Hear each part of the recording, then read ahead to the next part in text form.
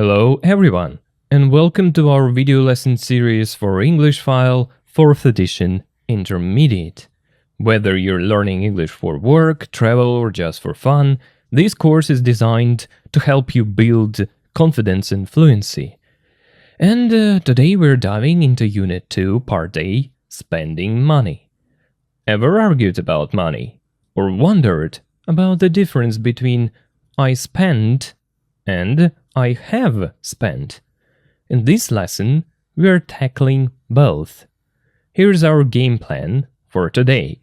We're starting with a quick money quiz to warm up your brain. Then, we'll boost your vocabulary with must-know words and phrases, all about cash, credit, and costs. Next up, a pronunciation spot, where we'll conquer those confusing O and OR sounds. After that, you'll see all that new vocabulary in action. We're reading the incredible story of a woman who challenged herself to live on almost no money for a full year. Then we get to the grammar. You'll listen in on a couple having a budget breakdown. A perfect, real-life example of how we use the present perfect and past simple when talking about money. You'll practice those tenses yourself in our money questionnaire. And finally, we'll learn from others' mistakes with 3 true stories of people who lost their money to clever scams. It's a lesson in language and life. Ready to begin? I think let's start with the quiz. First, a super quick lesson on one important word: currency. Currency is just a fancy word for the official money a country uses. For example, the US has dollars, the UK has pounds, and Japan uses yen. Yen is the name of Japan's currency. Now, for your mission. Look at the pictures of the coins on the screen. Your job is to be detective and match each coin to the country you think it's from. Here, how we'll do it. First, look at the list of 10 countries. Then, discuss with yourself, of course, which coin belongs to which country. You will only use 8 of these countries. 2 countries won't have a coin picture to match. Then, for the 8 countries you match, can you also name their currency? What is a money code? For example, if you match a coin to Japan, its currency is the yen. And finally, for the 2 countries left without a coin, what currency do you think they use? Just take a guess. Okay, ready, set, work with those coins.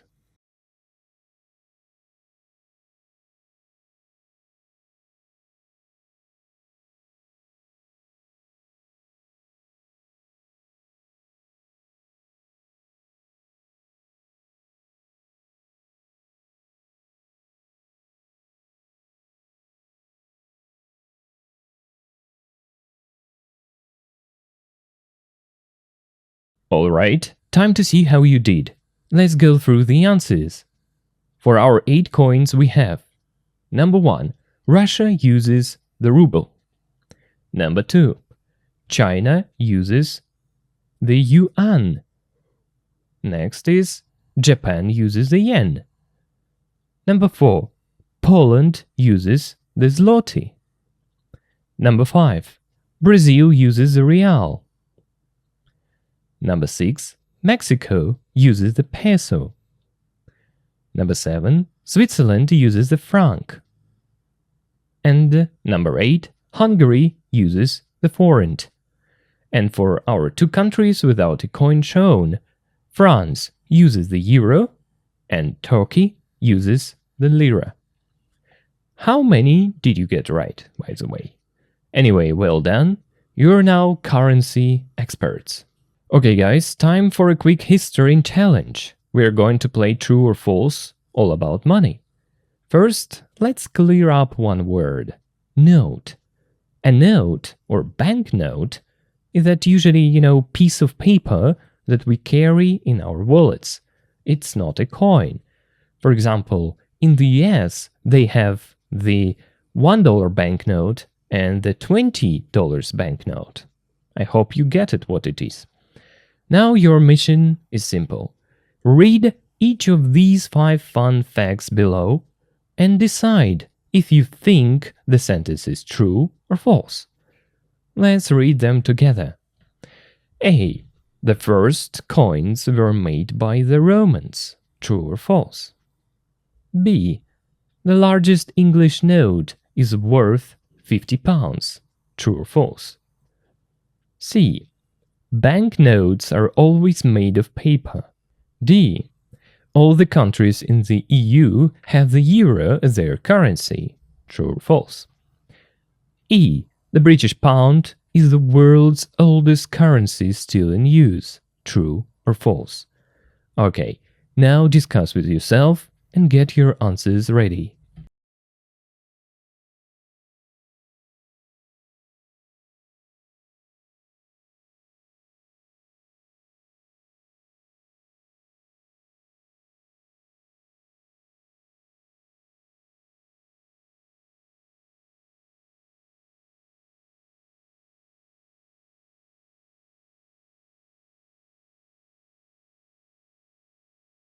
Now let's check it. The first coins were made by the Romans. It's false. They were made around 600 BC by the Lydians of Asia Minor, present-day Turkey. B. The largest English note is worth £50. Actually, it's true. Banknotes are always made of paper. No, it's false. For example, in the UK, most banknotes are made of polymer, a flexible plastic material. D. All the countries in the EU have the euro as their currency. It's false. For example, the Czech Republic, Hungary, Poland, they don't use the euro. And next, the British pound is the world's oldest currency still in use. Actually, it's true. So I hope you have warmed up a little bit, and then let's move on. Vocabulary bank. Money. Part number one, verbs. Part A. Complete the sentences with a verb from the list in the correct form. Here we have be worth, borrow, can't afford, charge, cost, earn, inherit, invest, lend, owe, raise, save, and waste. Now you do it this way. You complete the gaps, then you check and learn these words. Work with them.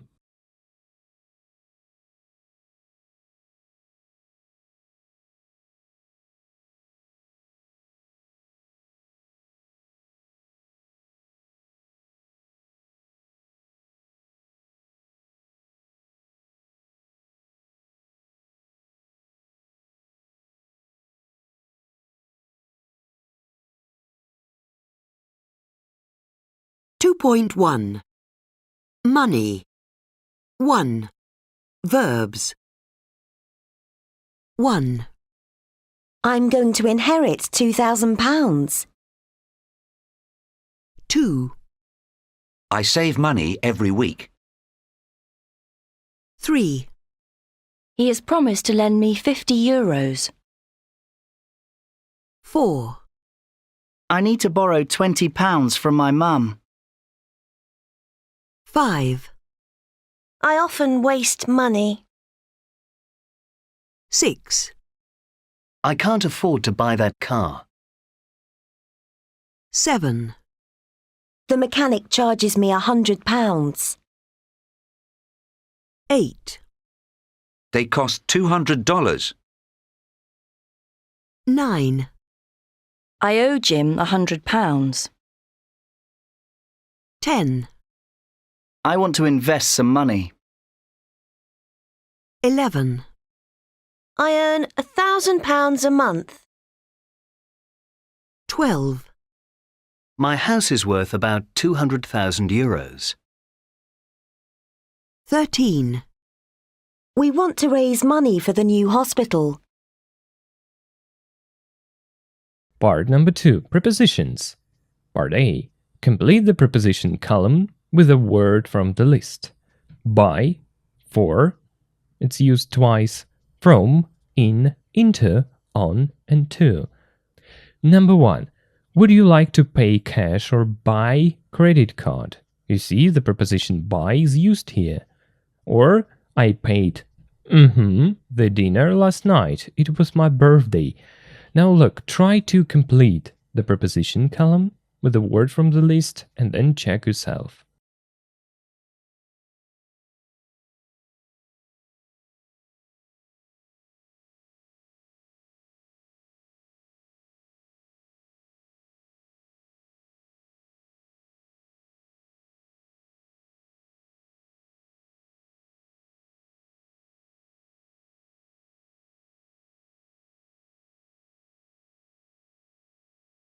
Two point two. 2. Prepositions. 1, Would you like to pay cash or by credit card?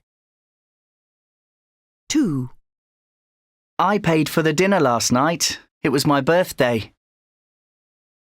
3, I spent £50 on books yesterday. 4, My uncle invested all his money in property. 5, I don't like lending money to friends. 6, I borrowed a lot of money from the bank. 7, They charged us €60 for a bottle of wine. 8, I never get into debt. I hate owing people money. Now it's an activation part. We'll cover the preposition column, say the sentences with the correct preposition or prepositions.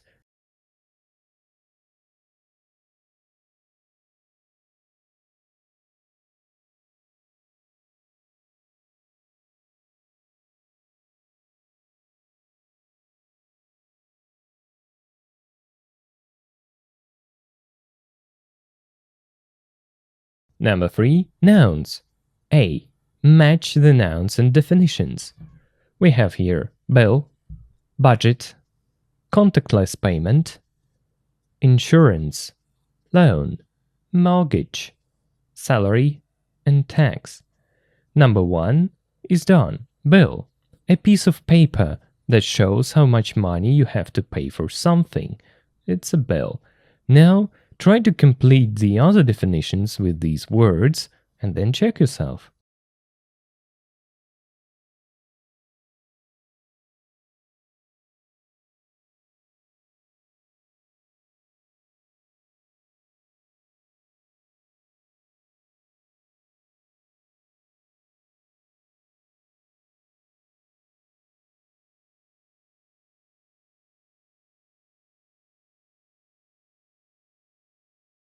Two point three. 3. Nouns. 1, Bill, 2, Salary. 3, tax, 4, Loan. 5, budget, 6, Mortgage. 7, contactless payment, 8. Insurance. Number 4. Phrasal verbs. Part A. Complete the phrasal verbs with a word from the list. Back, off, on, and out. Let me say they're quite confusing. Again, try to use your skills and intuition and then check yourself and learn these phrasal verbs.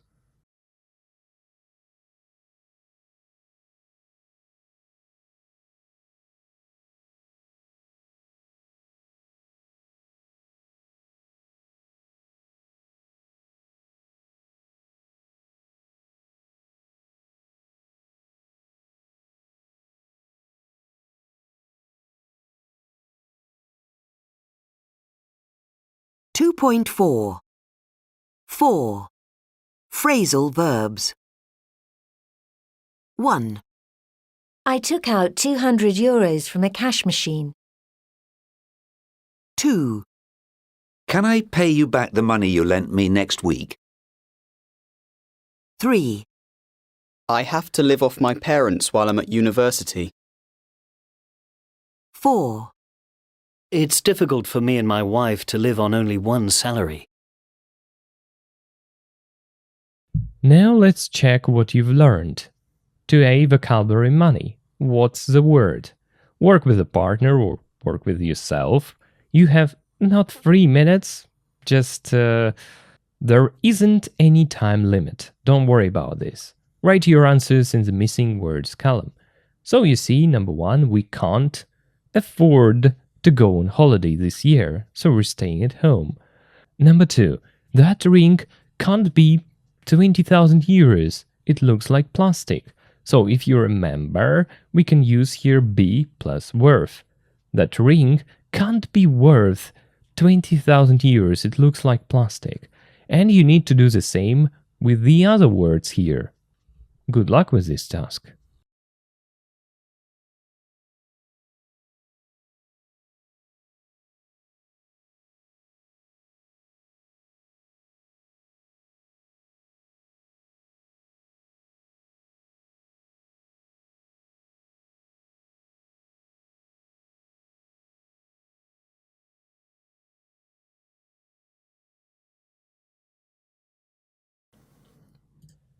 One, we can't afford to go on holiday this year, so we're staying at home. 2, that ring can't be worth 20,000 euros. It looks like plastic.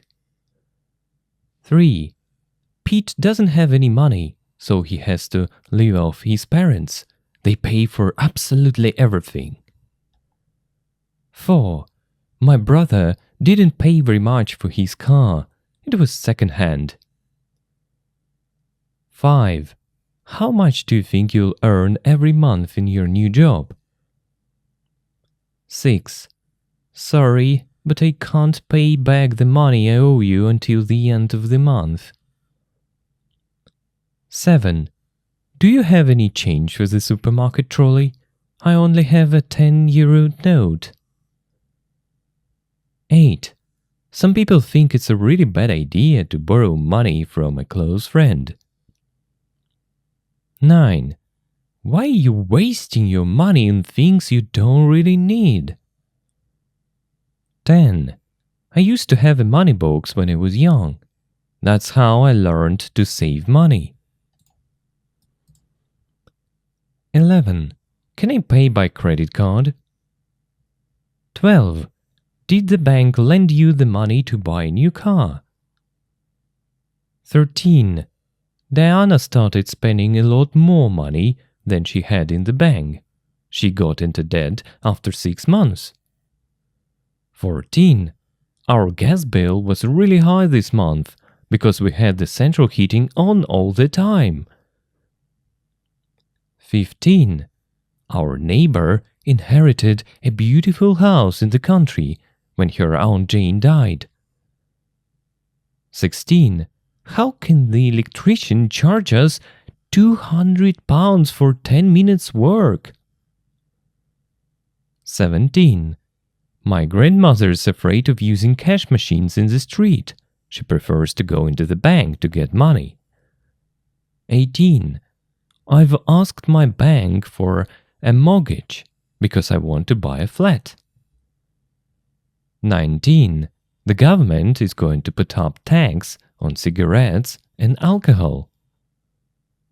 20, if you open an account with this bank, you get an interest-free credit card for a year. Number 2, pronunciation and speaking. O and OR. Part A. Can you think of 3 words that rhyme with money? The weekend is going to be hot and somebody who makes you laugh is. Would you like jam or on your toast? That's a fun task to do. Do it.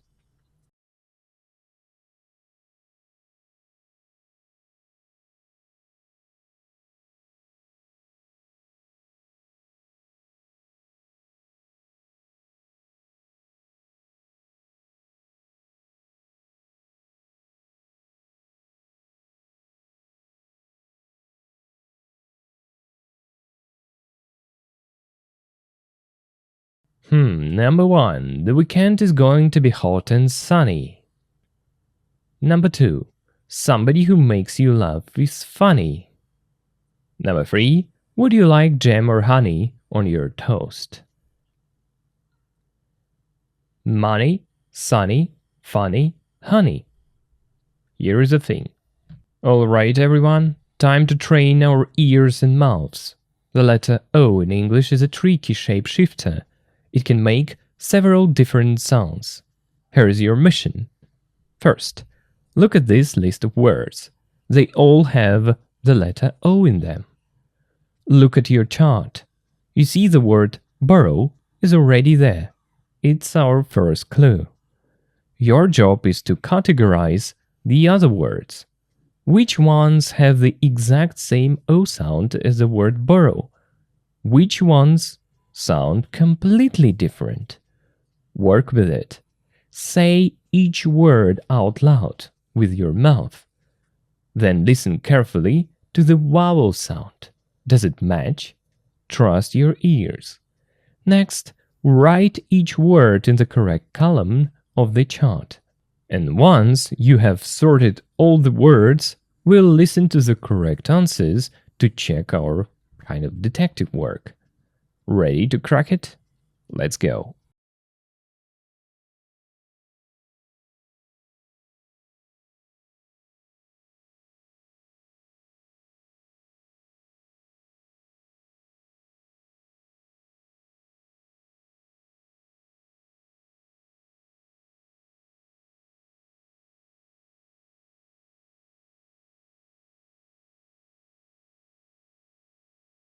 (2.5)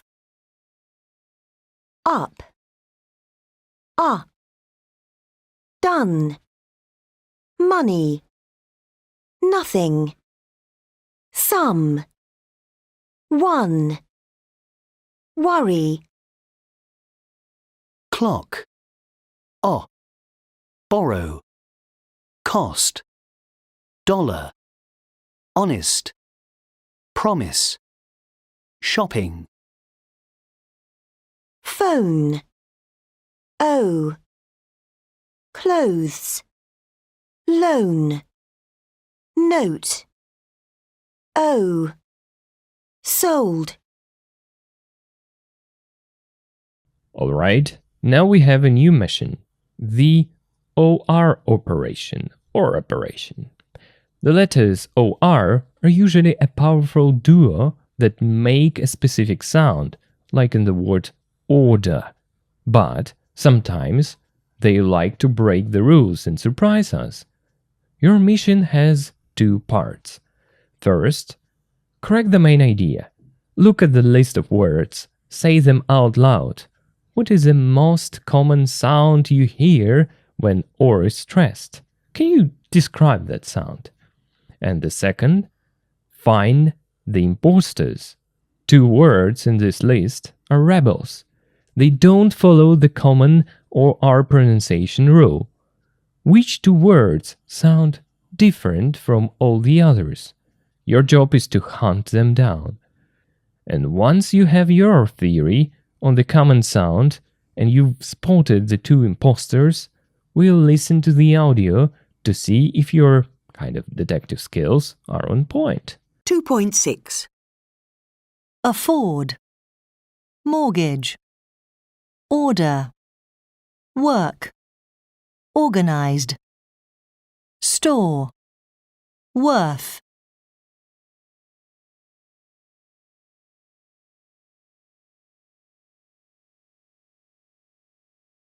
The answer reveal. Alright, time to reveal the secrets of OR. Let's see how you did. Okay, the common thing. You're right, when OR is the star of the show and gets stressed, it usually makes that strong, clear sound you hear in words like order, organized, store, afford, mortgage. The sound is written like this in the secret code of phonetics. It's the sound you make when you're thinking like, oh, that's interesting, but with your mouth in a round O shape. Let's all say it O. The imposters. Now for the rule breakers. You spotted that two words sounded different. Work, worth. These words and most words that start with W-O-R plus a consonant like world, worm, worse are sneaky. The OR doesn't make its usual sound. Instead, it makes the O sound. O is that, stretched out sound like the IR in bird, the UR in tone, and the EIR in learn. So we say work, worth. So now we've successfully uncovered the pronunciation secrets of OR. Great job, everyone. Now part F. Listen and write 6 sentences. Practice saying them. No comments, it's just a small dictation. Good luck with it. Listen and write, then check yourself. 2.7. 1, Let's go shopping for clothes. 2, Can I borrow some money? 3, He won $1 million. 4, I've done nothing wrong. 5, They can't afford to pay the mortgage. 6, I work in a store.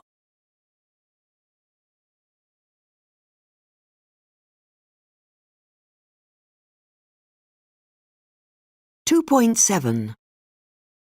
1, Let's go shopping for clothes. 2, Can I borrow some money? 3, He won $1 million. 4, I've done nothing wrong. 5, They can't afford to pay the mortgage.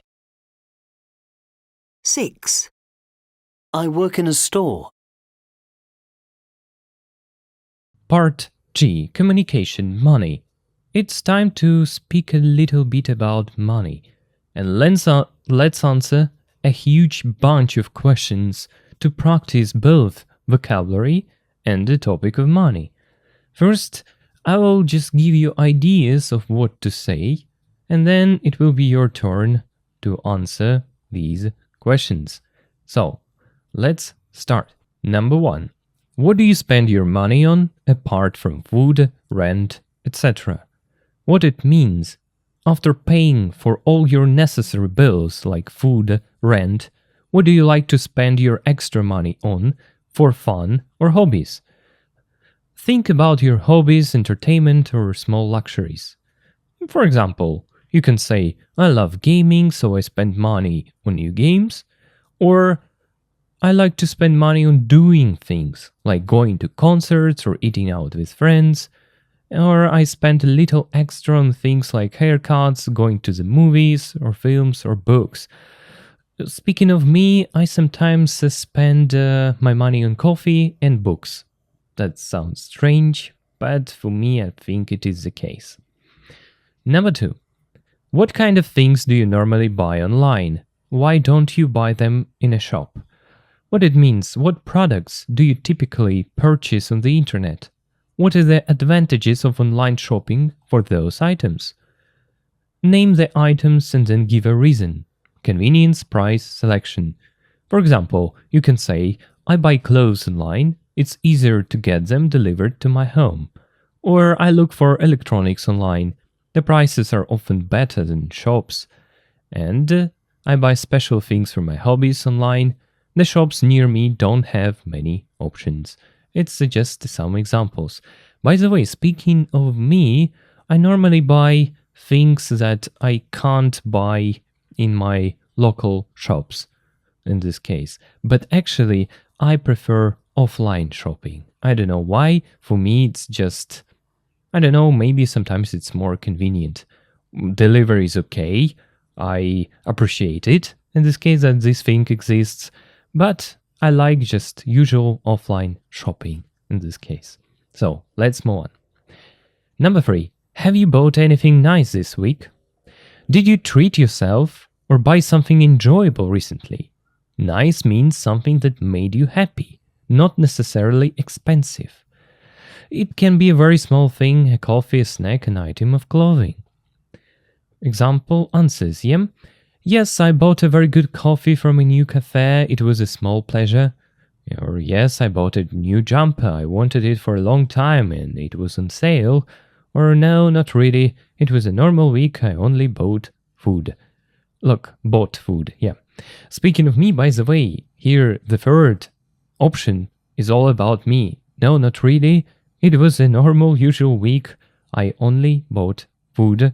And that's all, actually. I didn't buy any clothes. I didn't buy any devices or electronics. Maybe I bought some nice coffee, but for me, it's like usual. Next up. Number 4. What's the most expensive thing you've ever bought? Was it worth it? What it means? What single item cost the most money in your life? Looking back, do you think it was a good use of your money?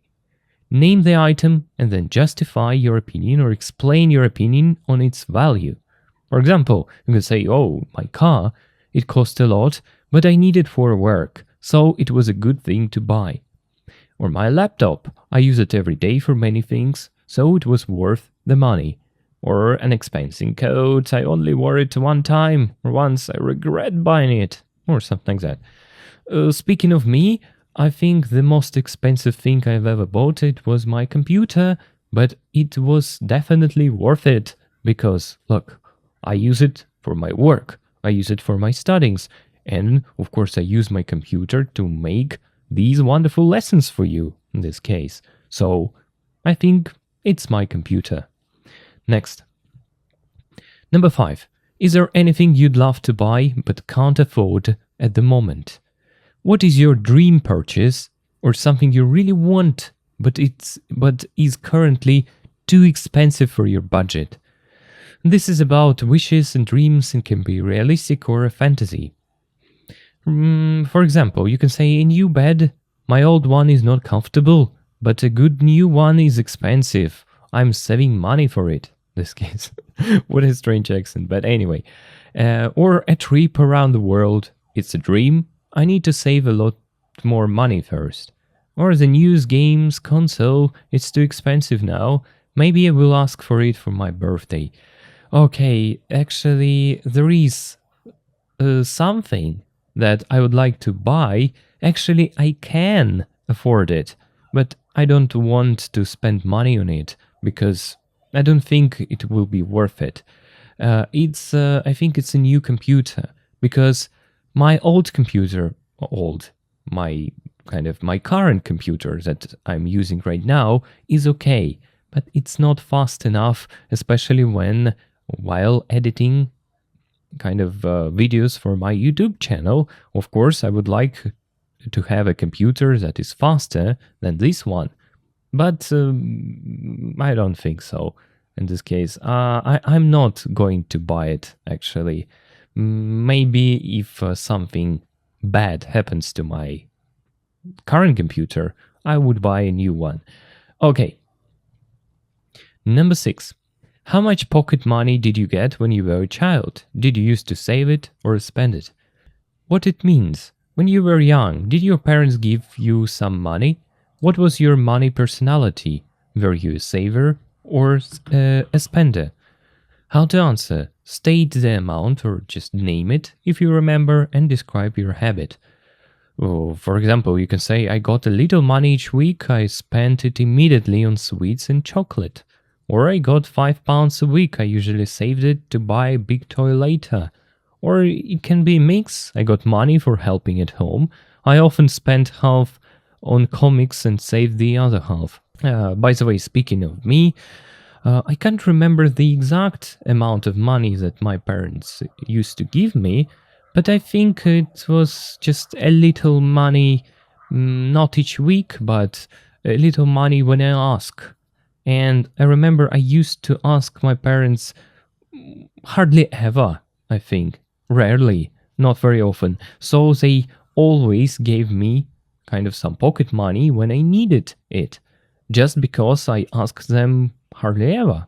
I don't remember, but I didn't really need money at that time when I was a kid. Maybe just to buy some sweets and chocolate, yes, but apart from those, I don't think so. Okay. Number 7. Do you know someone who has raised money for charity? Which one? What it means? Do you have a friend, family member or colleague who has collected donations for a good cause? What organization were they supporting? Name the person, what they did, and the charity. If you don't know anyone, it's okay to say that. For example, you can say, yeah, my cousin ran a long race to get money for cancer research. Or a woman at my work sold cakes to get money for an animal charity. Or I don't know anyone, but I sometimes see people asking for money for good causes in the street. Speaking of me, actually, I don't know anyone. I sometimes watch streamers who can collect money for, I don't know, charity like animal shelters for dogs, for cats and stuff. I think the most popular way kind of to get some money for charity or to raise money for them and stuff like that. Yeah, but personally, I don't know anyone, so I have nothing to say, but it's a good idea. And I really, I'm happy that those people or such people exist. Okay, now look, it is a first part, a first bunch of questions. Try to answer them and try to say as much as possible, even more than I did. Good luck with it.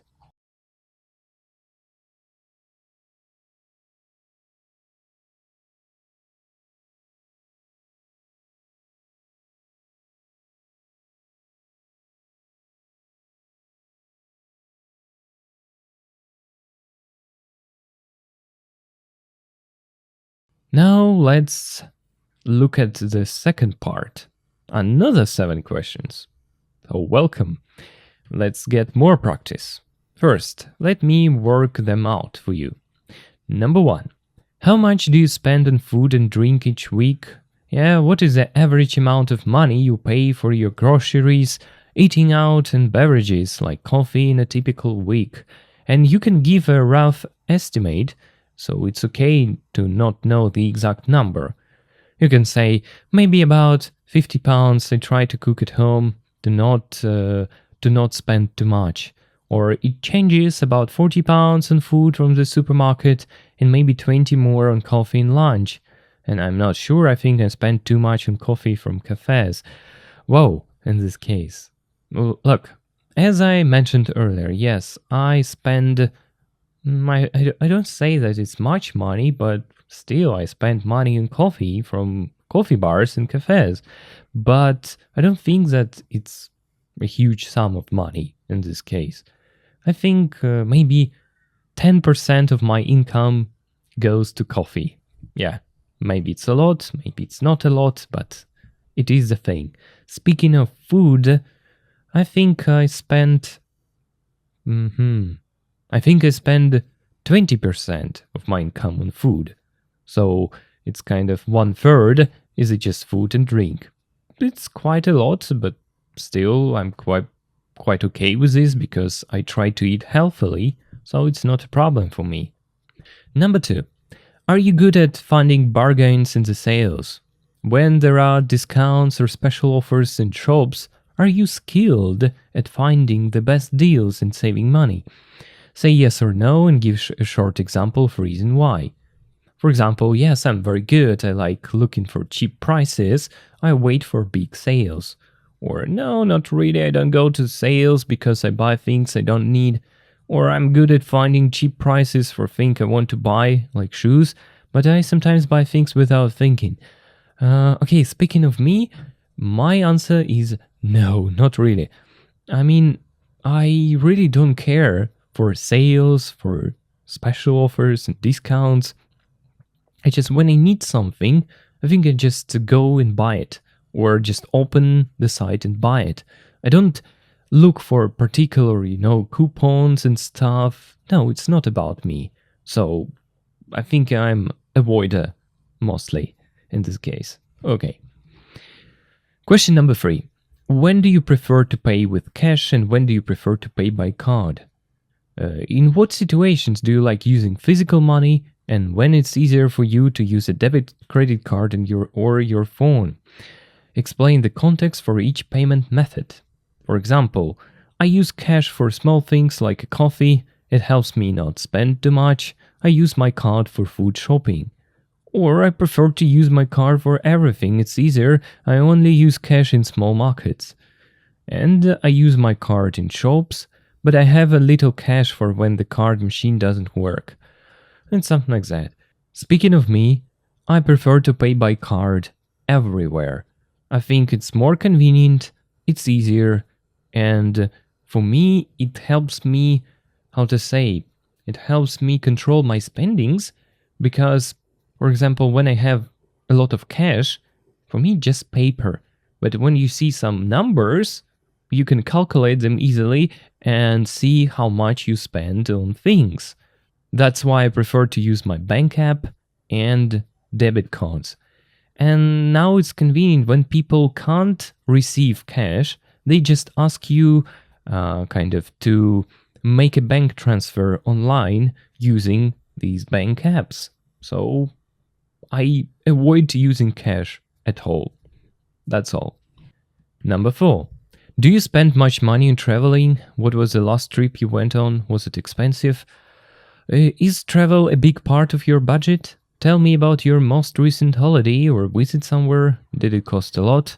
State if travel is a priority, describe your last trip, and comment on the cost. It's how to answer. For example, you can say, yes, I love to travel. My last trip was to Portugal. It wasn't too expensive. We found cheap flights. Or, no, I don't spend a lot. Last time I went camping, it was cheap. We only paid for food and petrol. Or, I don't travel much now. My last trip was to see my family and just paid for the train ticket.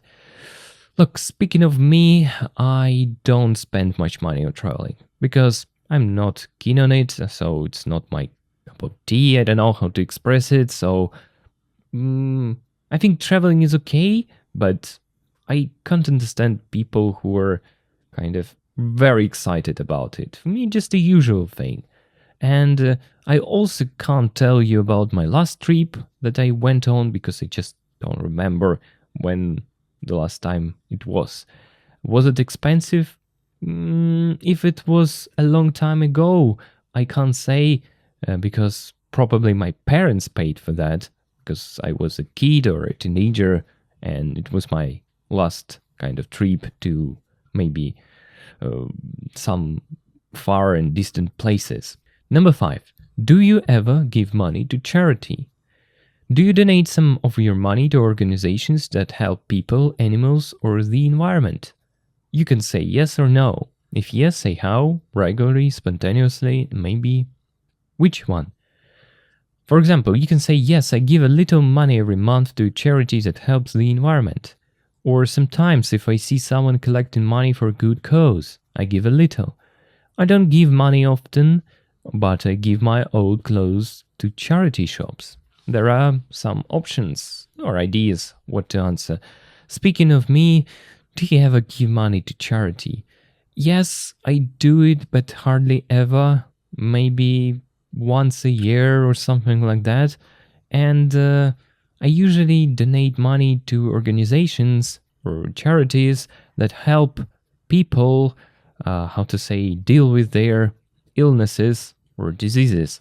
Because, I'm really afraid of that there will be a moment when I got sick or seriously, I'm trying to avoid the word disease because I don't like this word. And I really hope that someone would help me in that situation. So that's why I'm helping now other people to kind of deal with these diseases and illnesses. And that's a scary thing. I don't want even to talk about that, but you got the main idea. Okay, let's move on. Number 6. Have you ever lent money to anyone? Why? Why not? Have you ever borrowed money from your parents? What for?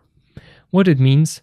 Have you ever given money to a friend or family member, expecting them to pay it back? What was the situation? And conversely, have you ever needed to ask your parents for a loan? How to answer? This is often a personal question. Answer based on your comfort level. For example, you can say, yes, I lent money to a good friend for a new flat. She gave it back to me. Or, I don't like to lend money to friends. It can cause problems. Yes, I asked my parents for money when I was a student to pay my rent. I gave it back later. Okay, yes, I agree. It's quite a personal question. But still, of course, I lent money to my friends, or I used to do it, because nowadays I'm trying to avoid this, because I think it's so easy to destroy your friendship when it comes about money, I think. And have you ever borrowed money from your parents? No, I don't think. Of course, I could ask them for a small amount of money and so on, but it wasn't about borrowing. It was just parents and children's stuff in this case. Let's move on. And number 7, is the cost of living going up in your country? What kinds of things are getting more expensive? Are general prices for everyday life, inflation, rising where you live? Can you give examples of products or services that are costing more than before? This is a common topic of conversation. Most people will say yes and mention everyday items. That's easy to say, yeah? For example, yes, definitely, things like electricity, petrol, and food, like bread and milk, cost more. Now, look, and I will stick to this option as well. I can repeat it word by word. Like, yes, kind of the cost of living is going up in my country, and I think everything is getting more expensive. But there are some more options, like you can say, yes, it is. It's very difficult to buy a house or pay rent because it's so expensive. And I think so. I noticed that restaurants and clothes are more expensive than before in this case. But this topic is very, how to say, delicate one. I think everybody can find what to say, because the prices are rising and it happens every day. Okay, it is the second part. Now try to answer these questions. And again, remember, try to say more than me. That will be your challenge. Good luck with this.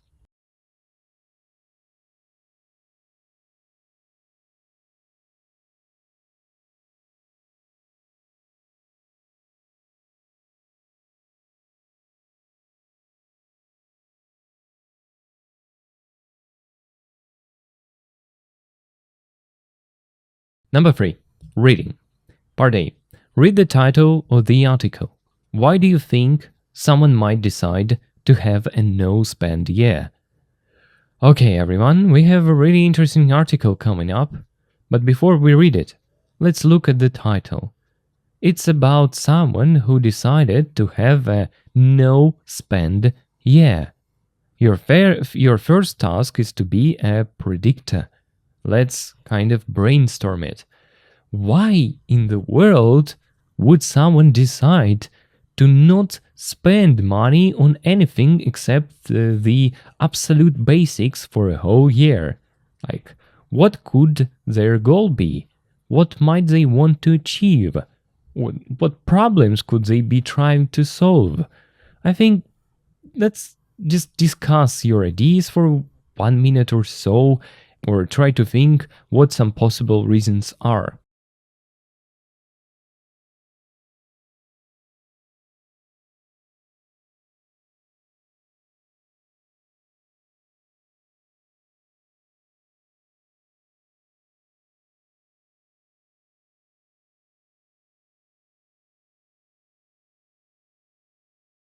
Now to the main task. Remember, when you read an article or text for the first time, you don't need to dive into details. You don't need to check each bit of vocabulary and translate everything. No. First, you just read to get some ideas. The first task is always quite simple. Now you listen and read, try to get which paragraph is about what. What is the main idea of the whole paragraph that you're reading? So you see, the task itself says Read the article and match paragraphs AG to topics 1 to 7. Use the words in bold to help you, like where she went on holiday, why she decided to save money, how often she saw her friends, what she achieved, her advice for other people, how she saved money at home, what she discovered, or what she learned, in other words. So, now, good luck with this task. I think it's clear what to do. Paragraph A. Michelle McGurr, a 34-year-old journalist, had a mortgage of £230,000, which she wanted to reduce.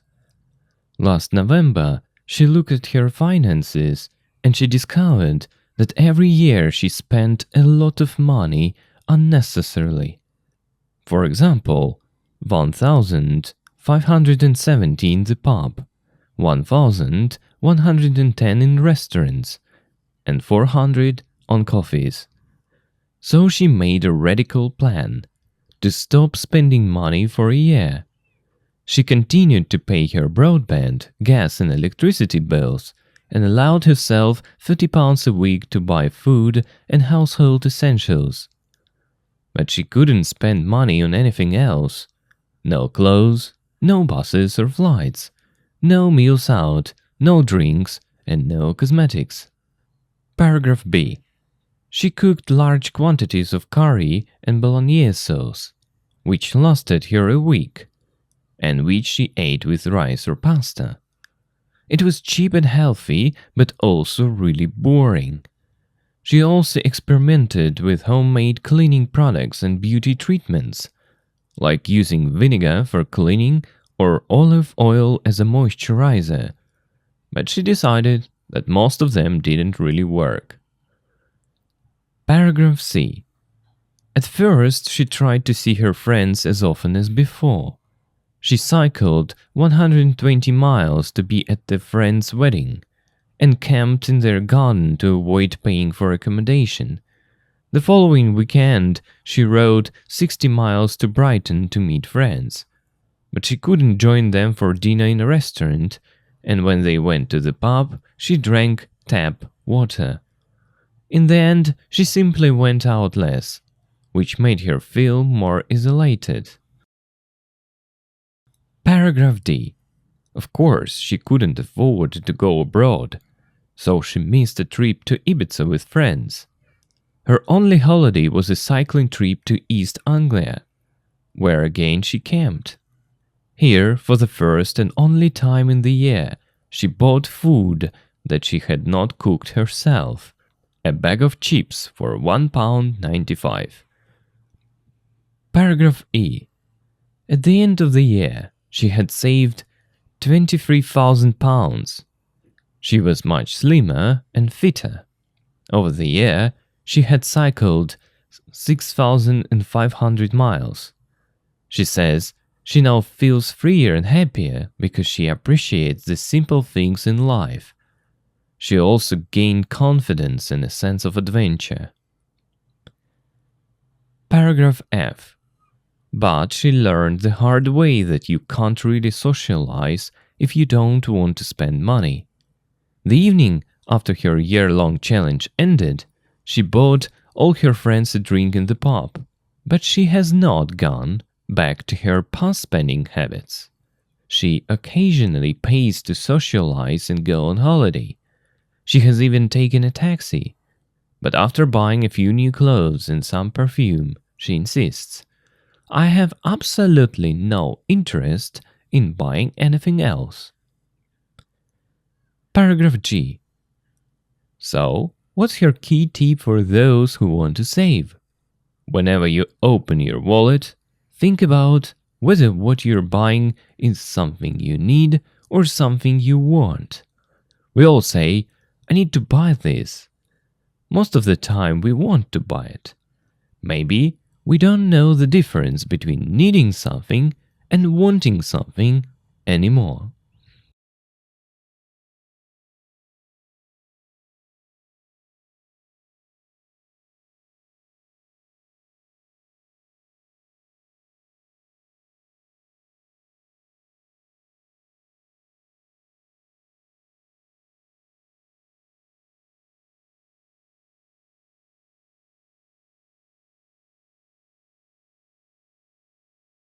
There is a list of vocabulary before we dive into the second part. Try to learn them, translate them into your native language, but anyway, just work with these bits of vocabulary. Okay, survive, reduce, unnecessarily, pay my broadband, gas bills, electricity bills, household essentials, large quantities, beauty treatments, vinegar, moisturizer, avoid, usually doing something, accommodation, in the end, go abroad, a cycling trip, a bag of chips, appreciate, gain confidence, occasionally, insist. Work with these words. Now part C. Read the article again. Mark the sentences true or false. Number 1. Michelle could use public transport during her no-spend year. Number 2. She was often hungry because she couldn't afford to buy food. Number 3. At her friend's wedding, she slept in a tent. Number 4. She never had ready-made food or takeaways. Number 5. She didn't lose any weight during the year. Number 6. Nowadays she spends less than she used to. And number 7. She thinks that when we buy something, we should ask ourselves why. So read and listen the article again and mark the sentences true or false. Paragraph A. Michelle McGurr, a 34-year-old journalist, had a mortgage of £230,000, which she wanted to reduce. Last November, she looked at her finances and she discovered that every year she spent a lot of money unnecessarily. For example, £1,570 in the pub, £1,110 in restaurants, and £400 on coffees. So she made a radical plan to stop spending money for a year. She continued to pay her broadband, gas and electricity bills and allowed herself £30 a week to buy food and household essentials. But she couldn't spend money on anything else. No clothes, no buses or flights, no meals out, no drinks, and no cosmetics. Paragraph B. She cooked large quantities of curry and bolognese sauce, which lasted her a week, and which she ate with rice or pasta. It was cheap and healthy, but also really boring. She also experimented with homemade cleaning products and beauty treatments, like using vinegar for cleaning or olive oil as a moisturizer, but she decided that most of them didn't really work. Paragraph C. At first, she tried to see her friends as often as before. She cycled 120 miles to be at the friend's wedding and camped in their garden to avoid paying for accommodation. The following weekend, she rode 60 miles to Brighton to meet friends, but she couldn't join them for dinner in a restaurant, and when they went to the pub, she drank tap water. In the end, she simply went out less, which made her feel more isolated. Paragraph D. Of course, she couldn't afford to go abroad, so she missed a trip to Ibiza with friends. Her only holiday was a cycling trip to East Anglia, where again she camped. Here, for the first and only time in the year, she bought food that she had not cooked herself, a bag of chips for £1.95. Paragraph E. At the end of the year, she had saved £23,000. She was much slimmer and fitter. Over the year, she had cycled 6,500 miles. She says she now feels freer and happier because she appreciates the simple things in life. She also gained confidence and a sense of adventure.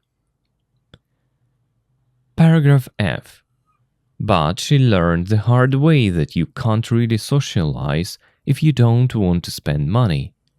The evening after her year-long challenge ended, she bought all her friends a drink in the pub, but she has not gone back to her past spending habits. She occasionally pays to socialize and go on holiday. She has even taken a taxi. But after buying a few new clothes and some perfume, she insists, "I have absolutely no interest in buying anything else." Paragraph G. So, what's your key tip for those who want to save? Whenever you open your wallet, think about whether what you're buying is something you need or something you want. We all say, "I need to buy this." Most of the time we want to buy it. Maybe we don't know the difference between needing something and wanting something anymore.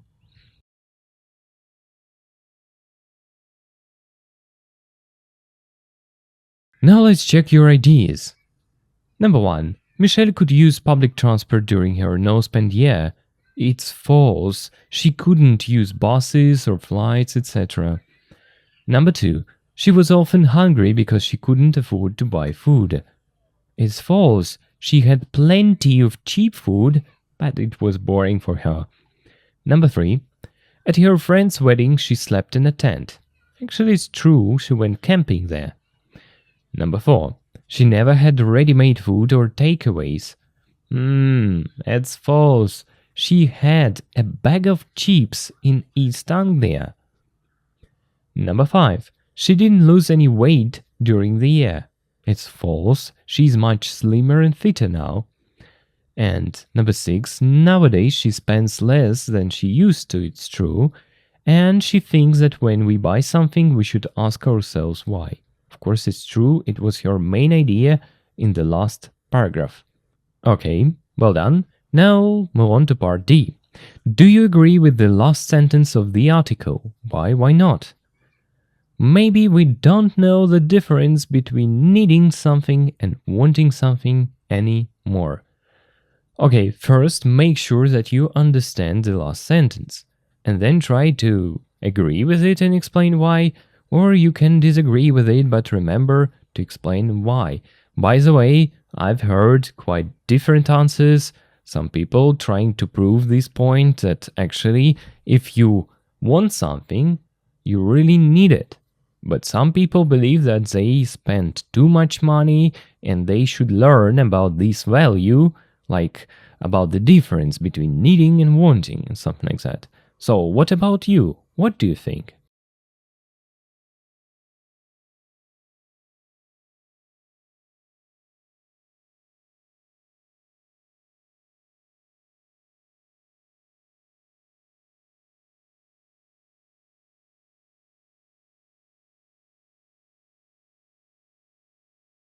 Part E.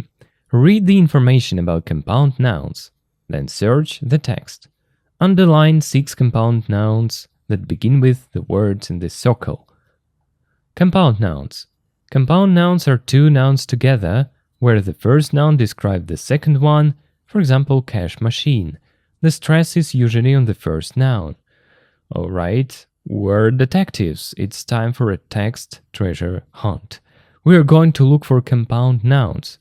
These are nouns made up of two or more words that together create a new meaning. For example, like tooth plus brush, it's a toothbrush in this case. And your mission is to find 6 of these hidden in the text. But here's your treasure map. You're only looking for compound nouns that start with these specific words: money, electricity, cleaning, cycling, beauty, tap. For example, if you see money problems or tap water, you underline them or write down them into your list. So your job is to find one compound noun for each starter word. Try to do it.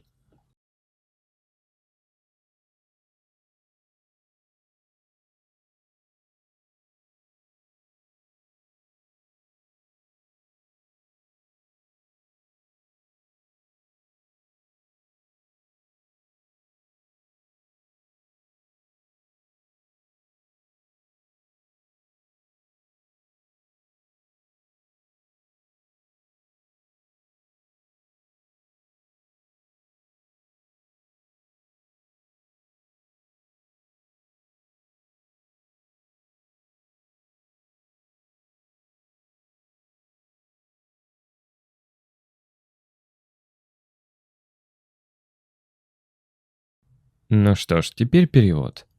Мишель Маго, 34-летняя журналистка, имела ипотеку в 230 тысяч фунтов, которую она хотела уменьшить. В прошлом ноябре она посмотрела на свои финансы и обнаружила, что каждый год она тратила много денег понапрасну или без необходимости. Например, 1570 фунтов в пабы, 1110 фунтов в ресторанах и 400 фунтов на кофе. Поэтому она придумала такой радикальный план. Прекратить тратить деньги целый год. Она продолжила платить за связь, за газ, за электричество, то есть или вот так вот оплачивать свои, то есть связи, газовые, электрические счета, и позволила себе 30 фунтов в неделю, чтобы покупать еду и какие-то вот бытовые необходимости. Это предметы первой необходимости, household essentials. Но она не могла тратить деньги на что-нибудь еще. Никакой одежды, никаких автобусов и самолетов, никаких, meals out, имеется в виду каких-то ужинах в ресторанах или кафе, никаких напитков и никакой косметики. Она приготовила большое количество карри и соуса болоньезе, которые прослужили ей неделю или продлились неделю, и которые она кушала с рисом и макаронами. Это было дешево и, имеется в виду, не вредная еда, здоровая. Но к тому же это было очень скучное. Она также экспериментировала с домашне приготовленными чистящими средствами и, получается, какой-то косметикой. То есть, опять же, сделано из подручных средств. То есть, чистящие средства и косметика. По типу использования уксуса для очистки или оливкового масла в качестве увлажнителя. Но она решила, что большинство из них вообще-то так-то не работали. Сначала она пыталась видеться с ее друзьями как можно чаще. Так же часто, как и раньше. Она проехала на велосипеде 120 миль, чтобы побыть на свадьбе у друга или подруги. Здесь непонятно из контекста. И, получается, camped, ночевала в палатке в их саду, чтобы избежать оплаты за жилье. На последующую неделю она проехала 60 миль, кстати, это right road ridden, неправильный глагол, 60 миль в Брайтон, чтобы встретиться с друзьями. Она не могла присоединиться к ним на ужин в ресторане, и когда они когда они пошли в паб, она пила, получается, воду из-под крана. Tap water – это вода из-под крана. В конце концов, она просто... Вот это went out могло запутать. Это же прошлая форма от go out. Go out – это куда-то ходить, гулять. То есть она просто меньше гуляла. Что сделало ее, это заставило ее ощущать более изолированной, то есть от друзей, от общества. Часть, у нас D. Конечно, она не могла позволить себе поехать за границу, поэтому она скучала по поездке в Ибицу с ее друзьями, или пропустила, скорее, поездку в Ибице с ее друзьями. Ее единственная такая поездка, отпуск, это была, получается, поездка на велосипеде в Восточную Англию, где она, получается, ночевала в палатке. Здесь в первый и единственный раз в году она купила еду, которую не приготовила сама. То есть это такую упаковку жареной картошки то есть имеется в виду £1.95. Можно, конечно, сказать, так это же чипсы. В британском английском чипсы — это жареная картошка. Я так понимаю, это просто кулек вот этой вот картошки фри. В конце года она у нас сэкономила 23 тысячи фунтов. Она стала более, то есть имеется, стройная и спортивная. За весь год она проехала 6,5 тысяч миль. Она говорит, что теперь она чувствует себя свободнее и счастливее, потому что она ценит, appreciate — это ценить, такие вот простые вещи в жизни. Она также набралась уверенности, и у нее такое появилось чувство приключений. F. Но она также, получается, не изучила, выучила, поняла, имеется в виду также поняла такой вот тяжелый путь. Ну, имеется в виду не тяжелый путь, одну такую тяжелую штуку, что, ну, вы не можете, то есть нормально социализироваться, если если вы не хотите тратить деньги. То есть имеется в виду, что, конечно, погулять с друзьями без денег это для нее нереально, с другими словами. То есть вечер после ее годового челленджа, или вечером после того, как ее годовой челлендж закончился, она купила всем своим друзьям напиток в пабе. Но она не вернулась назад к ее вот этим прошлым, ну, spending habits, это привычки траты. То есть имеется в виду к ее привычкам тратить деньги. Она время от времени, ну, имеется в виду, платила за то, чтобы социализироваться и ездить в отпуск. Она даже как-то проехалась на такси. Но после того, как она купила несколько новой одежды, a few new clothes, то есть имеется в виду парочку новой одежды и кое-какой парфюм, она настаивает. У меня абсолютно нет интереса в покупке чего-либо еще. Итак, какой ее самый key tip, это получается самый главный совет для тех, кто хочет сэкономить или кто хочет накопить денег? Whenever – это когда-либо вы открываете свой кошелек, подумайте о том, кстати, вот это слово это не погода, это weather, это у нас как частичка ли, то есть подумайте о том, хотите ли вы покупать, или вот эта штука, которую вы покупаете, это что-то, что вам нужно, или что-то, что вы хотите. Если вот это вот вообще можно не переводить. То есть подумайте о том, что вы покупаете, это что-то, что вам нужно, или что-то, что вы хотите. Мы все говорим, мне нужно это купить, но большинство времени мы просто хотим это купить. Может быть, мы не понимаем разницу между нуждаться в чем-то и хотеть что-то, ну, anymore, как бы больше не знаем эту разницу. Здесь такое вот в конце предложения. Ну что ж, такая вот статья. Надеюсь, теперь все встало на свои места. Part F. Could you do what Michelle did? What would you spend less on? What would you eat? How would you get around? How would you socialize cheaply? Would for imaginary situations. We use would to talk about imaginary situations. For example, to save money, I would spend less on clothes and I'd cook for myself at home. And this apostrophe with D just a shortened version of would. I would. And something like that. Okay, let me say something first. A couple of things. I think I couldn't do what Michelle did. The idea itself seems very strange to me because I am a very careful spender. I don't like spending money and I don't buy things that I don't need. But let me imagine, if I was doing this challenge, I would spend less on coffee. Of course, I think good coffee.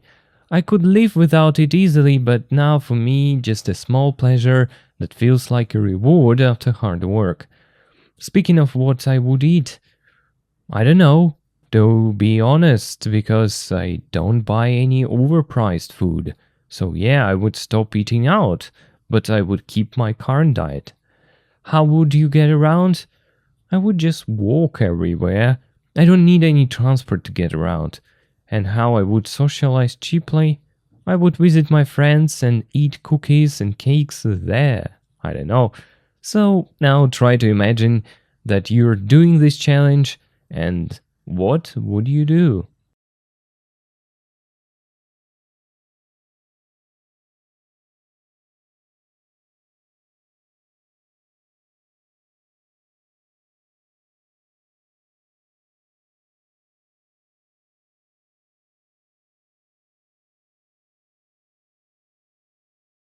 Part number 4. Grammar. Present perfect and past simple. Okay, everyone, we have a short conversation between a couple, David and Kate. Let's set the scene. First, just read it. Don't worry about the blanks yet. As you read, I want you to figure out one thing. What is the main problem? What is they arguing about? Is it really just about shoes, or is it about something bigger? Try to find this in the text.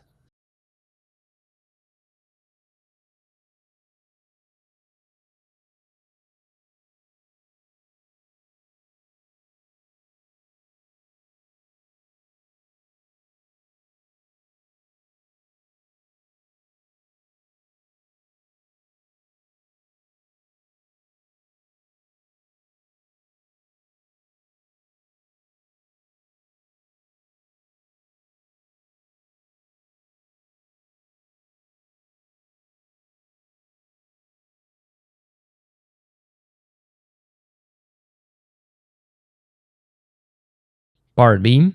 Read the conversation again and put the verbs in the present perfect or the past simple. Then listen and check. Look, instead of grammar, let's do an extra listening task. Why is it so? I'm pretty sure you've forgotten everything about this grammar aspect, present perfect and past simple tenses. As you remember, like past simple often has words like yesterday, last week ago, present perfect like just, already, yet, ever, never, this week, but it's all confusing and overcomplicated for English learners. You see, now it's better just to focus on what you hear and just fill in the blanks. So let's do it this way. 2.8. I haven't seen those shoes before. Are they new? Yes, I've just bought them. Do you like them? They're okay. How much did they cost? Oh, not much. They were a bargain. Under £100. You mean 99.99?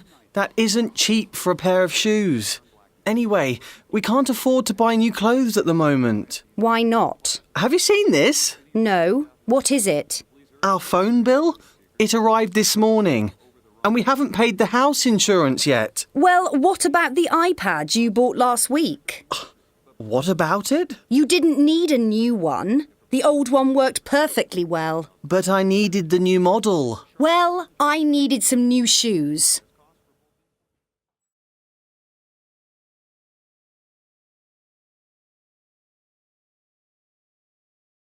.8. I haven't seen those shoes before. Are they new? Yes, I've just bought them.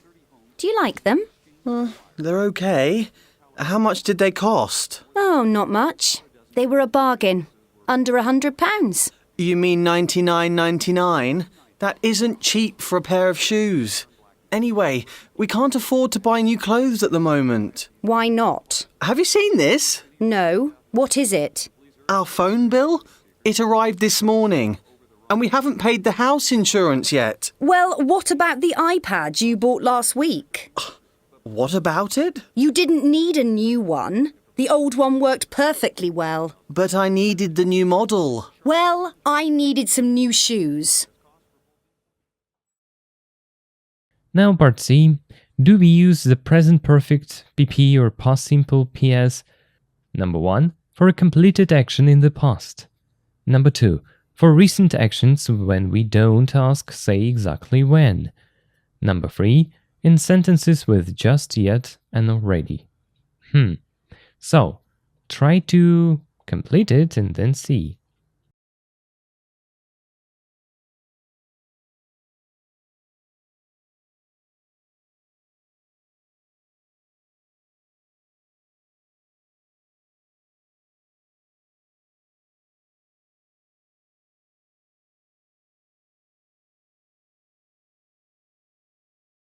Actually, look, for a completed action in the past, we use past simple.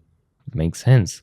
For recent actions, when we don't ask, say exactly when, we use present perfect. And in sentences with just, yet, and already, as you remember it from the pre-intermediate course, we use also present perfect. Okay, present perfect and past simple. Look. First, listen to some examples and try to get at least a small picture of what's going on here in the rules. 2.9. 1. Past experiences. I've inherited some money, but I haven't spent it. Sally has never met Bill's ex-wife. Have you ever lost your credit card? 2. Recent past actions. I've cut my finger. Too late. Our train has just left. 3. With yet and already. I've already seen this film twice. Can't we watch another one? My brother hasn't found a new job yet. He's still looking. Have you finished your homework yet? No, not yet. 2.10. They got married last year. I didn't have time to do my homework. What time did you wake up this morning? 2.11. I've been to Madrid twice. I went there in 1998 and 2002. I've bought a new computer. I bought it last Saturday. Okay, now let me say a couple of words. The present perfect simple. Let's start with it. How to form it? We use have, has, auxiliary verbs plus past participle. For example, I have worked, she has seen. We use it in three main situations. Situation number 1. For past experiences, but when we don't say when. Think of this as your life experience list. You're talking about things you have or haven't done in your life without giving a specific time. Like, I have inherited some money. I don't say when. I suggest that it happened at some point in my life. Or Sally has never met Bill's ex-wife. In her entire life up to now, she has not had this experience. Or have you ever lost your credit card at any point in your life up until now? So it's whether you have this experience or you don't. Situation number 2. For recent past actions, focusing on the result now. The action happened a short time ago, and what's important is the current situation or result. I've cut my finger. Oh, and now it's bleeding. I've cut it. Or our train has just left, and now we are stuck here. Or he has already eaten, so now he's not hungry. He has already eaten. So something like this. And situation number 3 with yet and already to emphasize timing. We use these words to talk about whether something has happened so far or not. Like, I've already seen this film twice. This has happened sooner than expected. Or, my brother hasn't found a new job yet. It hasn't happened up to this moment, but we expect it will. Or, have you finished your homework yet? I'm asking if you have done it up to now, in this case. What about placement? Already goes before the main verb, like have already seen, and yet goes at the end of a question or negative sentence. Have you finished yet? No, not yet. I haven't finished it yet. Okay, that's the present perfect. Now, a couple words about the past simple. How to form it, yeah? Verb plus ed for regular verbs, or the second column of regular verbs, went, had, so. We use it for one main situation, for finished actions in the past. When we say, know, or ask when it happened, the time is stated, known, or implied. The action is completely finished. They got married last year. I didn't have time to do my homework. The time is implied. For example, it can be yesterday or at that time. What time did you wake up this morning? The specific time this morning is mentioned and the time period is now over. So, keywords, some kind of yesterday, last week, ago, in 1998, this morning, if it's now the afternoon or evening, so if this morning is already over. Okay, and speaking of this one, present perfect or past simple, the golden rule. This is the most important part to understand. The difference is all about time. Use the present perfect when you're not thinking about when something happened. You're thinking about your experience or the result now. Use the past simple when you're thinking about a specific finished time in the past. Compare these examples. I've been to Madrid twice in my life up to now. I went there in 1998 and 2002 on 2 specific occasions. I've bought a new computer. I don't say exactly when, where, etc. I bought it last Saturday. I say when. Simple trick. If you can add a past time expression, for example, yesterday, last week, at 10 o'clock, to the sentence, you probably need the past simple. If adding a time sounds strange, you probably need the present perfect. Whoa, something like this. Look, I think the best thing you can do if you're confused, just try to do grammar exercises, the following ones, and then check your ideas and listen to me completing them and try to spot any patterns you can notice. If this topic is, I don't know which word to use, you simply don't understand it, it's okay. Relax. Actually, it takes years to master it, and one video lesson isn't enough.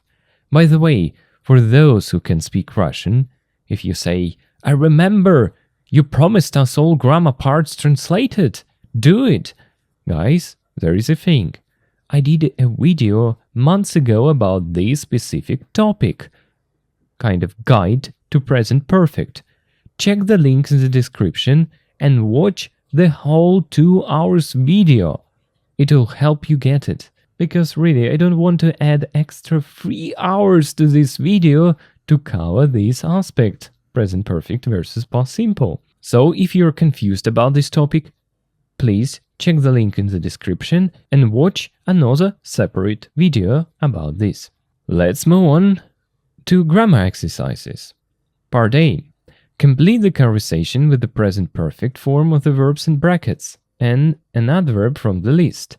You can use the adverbs more than once. Already, ever, just, never, yet. So you see, there are lots of gaps and only 5 words, so you can use them a lot, not only once. Like, why are you smiling? I've just found a 50 euros note. Or book, yes. Have you, a flight online? Yes, of course, I've done it loads of times. Like, have you ever booked a flight online? And so on. I hope you will do this. And next up, part B, other bold phrases right or wrong. Tick or cross them, correct the wrong phrases. I've never been in debt. It's okay. How much has your new camera cost? It's not okay. Like, how much did your new camera cost? When you talk about kind of some details, some prices, and not about the act of purchasing something, you use past simple. Okay, also try to do this. Then check your ideas by listening to me completing or doing these exercises.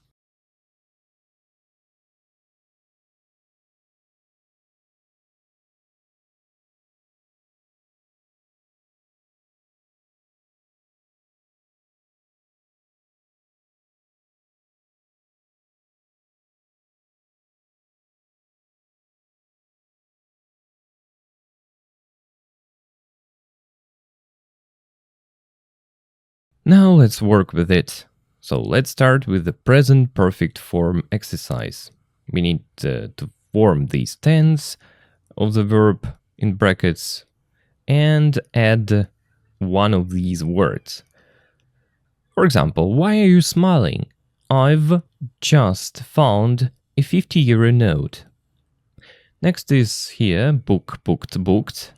And it's this type of question like, have you ever, so in your life, have you ever booked a flight online? Have you ever booked a flight online? Yes, of course. I've done it loads of times. Again, in my life. Next is number 2. When are you going to buy a motorbike? Soon. I have, or I've already. I've already saved nearly 1,000 euros. I've already saved nearly 1,000 euros, so soon. Next is this one. You see, something is missed at the end of the sentence, so it's definitely yet. It's kind of, have you paid the phone bill yet? No, sorry, I forgot. Now this type of question, it's similar to previous one.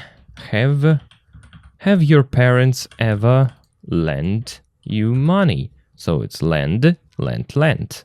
Lend, lent, lent. Have your parents ever lent you money? Yes, but I paid it back as soon as I could. How does eBay work? I don't know. I think it's like I have never used it. I have never used it. So I have no idea how it works. Next is, what are you celebrating? We have, I think it's very, very recent action, like we have just won the lottery, win 1-1. What are you celebrating right now? We have just won the lottery, so that's why we're celebrating it. Why haven't you got any money? It's like I have already spent my salary. Why haven't you got any money? I have already spent my salary. I bought a new phone last week. Would you like a coffee? No, thanks. I have already had one. Or not already, I have just. I think it's a very recent action. I have just had one. So that's why this person doesn't want any coffee. By the way, if you would like to use this word, it's also okay. So you can say, I have already had one, or I have just had one. So it depends on your wish here. Now look, let's read all examples. Why are you smiling? I've just found a 50 euros note. Have you ever booked a flight online? Yes, of course. I've done it loads of times. When are you going to buy a motorbike? Soon. I have already saved nearly 1,000 euro.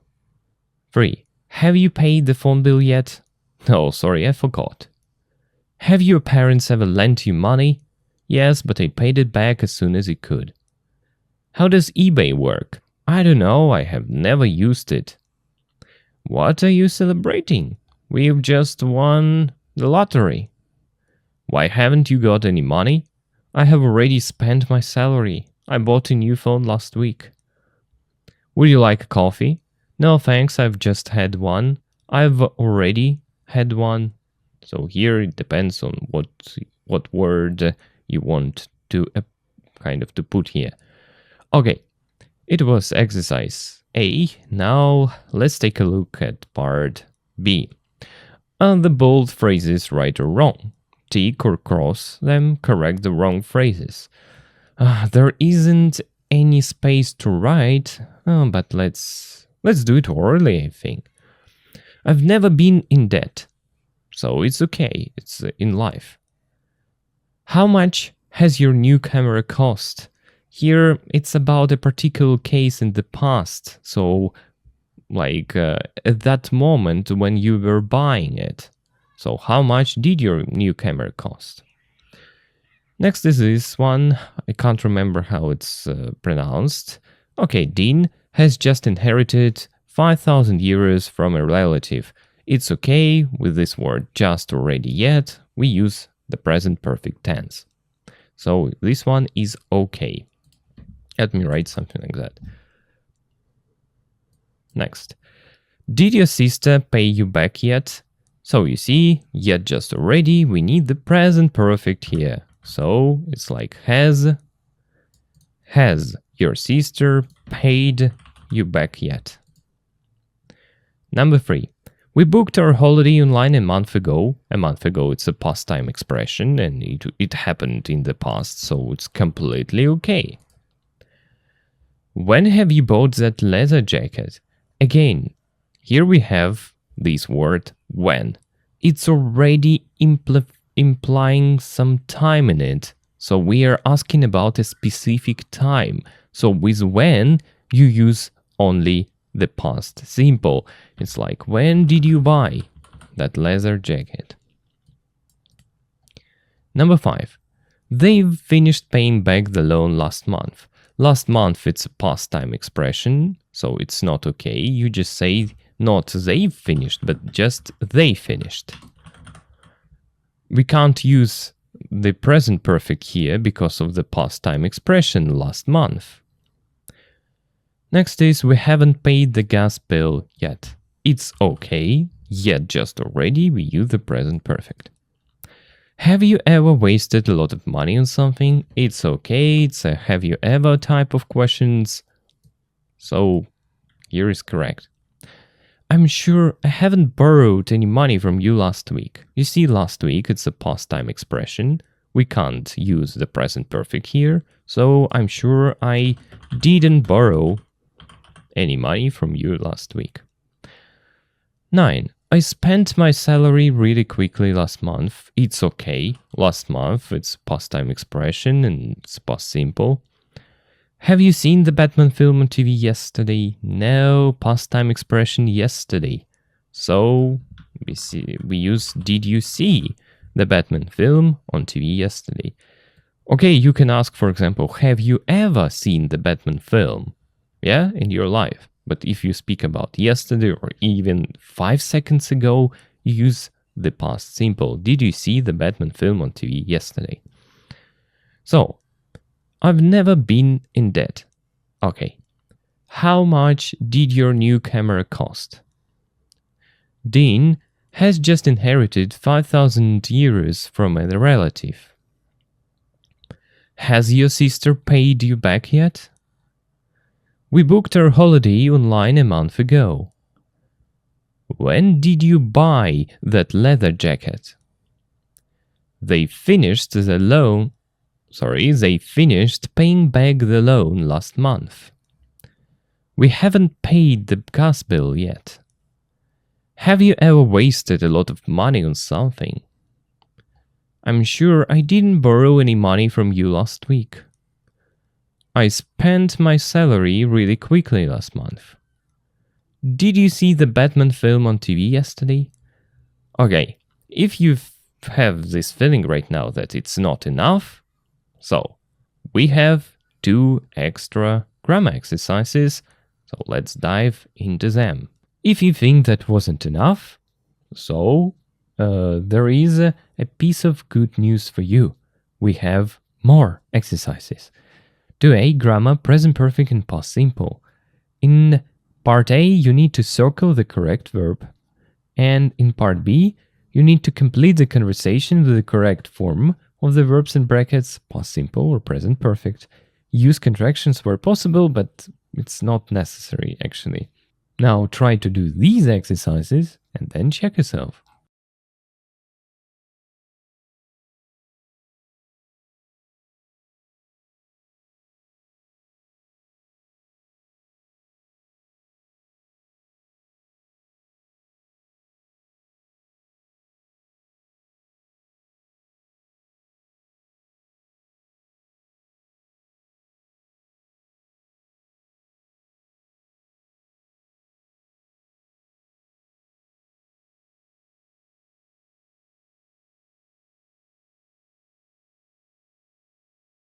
Okay, let's do it. Grammar, present perfect and past simple. Circle the correct verb. Mike, so where shall we go for our honeymoon? I don't know, maybe somewhere in North Africa. Have you ever been to Morocco? Yes, I've been there. In my life again. Yes, I've been there. I didn't know that. When did you go there? Now it's about a specific occasion in the past, about this specific trip. When did you go there? The year after I finished university. Again, it was completely in the past. The year after, it's a kind of a time expression. What about Egypt? I've been there too. Who did you go with? Again, it's about life experience. It's about a kind of certain or a concrete occasion in the past. With an ex-girlfriend, but again, it's about that specific trip to Egypt, but we only went to Cairo. Let's go there.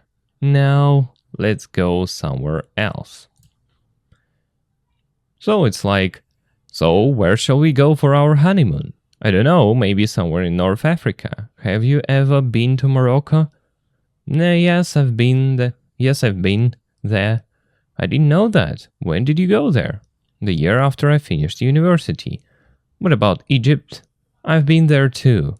Who did you go with? With an ex-girlfriend, but we only went to Cairo. Let's go there. No, let's go somewhere else. Next up. Complete the conversations with the correct form of the verbs in brackets, past simple or present perfect. Use contractions where possible. Okay.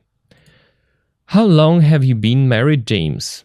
22 years. Maxine and I, our wedding 3 weeks ago. It's a past time expression, so we just use had. Maxine and I had our wedding anniversary 3 weeks ago. Okay. Did meet at university? It's about the past. Where did you meet? Where did you meet? At university. No, it was long before that. Actually, we went to the same school. Again, it was in the past.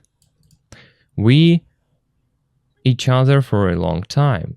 Now it's about up to the present moment. So since then, we have known each other for a long time. What about you? I'm divorced. I got divorced a year ago. Here it's a past time expression. A year ago, so we use just past simple. How long? Here it's were you. Why is it so? Here we know that this person and his wife, they still kind of married. They've been married. And they have known each other for a long time, and they still know each other. But here is a different situation. These people got divorced. They aren't married right now. So we use the past simple for these situations. So how long were you married? Just a couple of years. So you're on your own now. Yes, but you see the word just. I have just met someone new and I really like her. So it's something like that. How long have you been married, James? 22 years. Maxine and I had our wedding anniversary 3 weeks ago. Where did you meet? At university? No, it was long before that. Actually, we went to the same school. We have known each other for a long time. What about you? I'm divorced. I got divorced a year ago. How long were you married? Just a couple of years. So you're on your own now? Yes, but I have just met someone new and I really like her. Here, by the way, I could use I've instead of I have, but it's not important here. Okay. Number 2. Sophia. You look exhausted, Jacob. What time?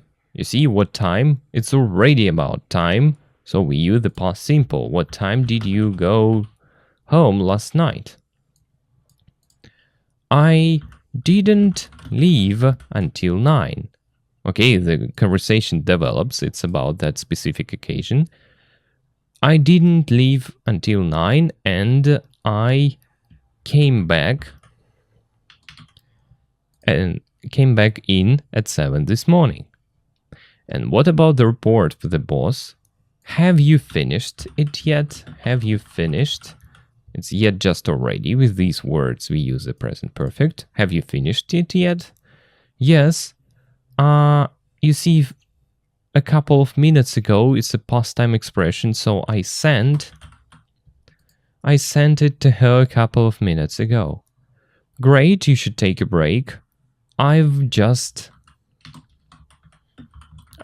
made some coffee. Do you want some? No, thanks. I've already had 3 cups this morning. So here is just and already we use the present perfect. Sophia. Okay, conversation number 2. You look exhausted, Jacob. What time did you go home last night? I didn't leave until 9 and I came back in at 7 this morning. And what about the report for the boss? Have you finished it yet? Yes, I sent it to her a couple of minutes ago. Great. You should take a break. I've just made some coffee. Do you want some?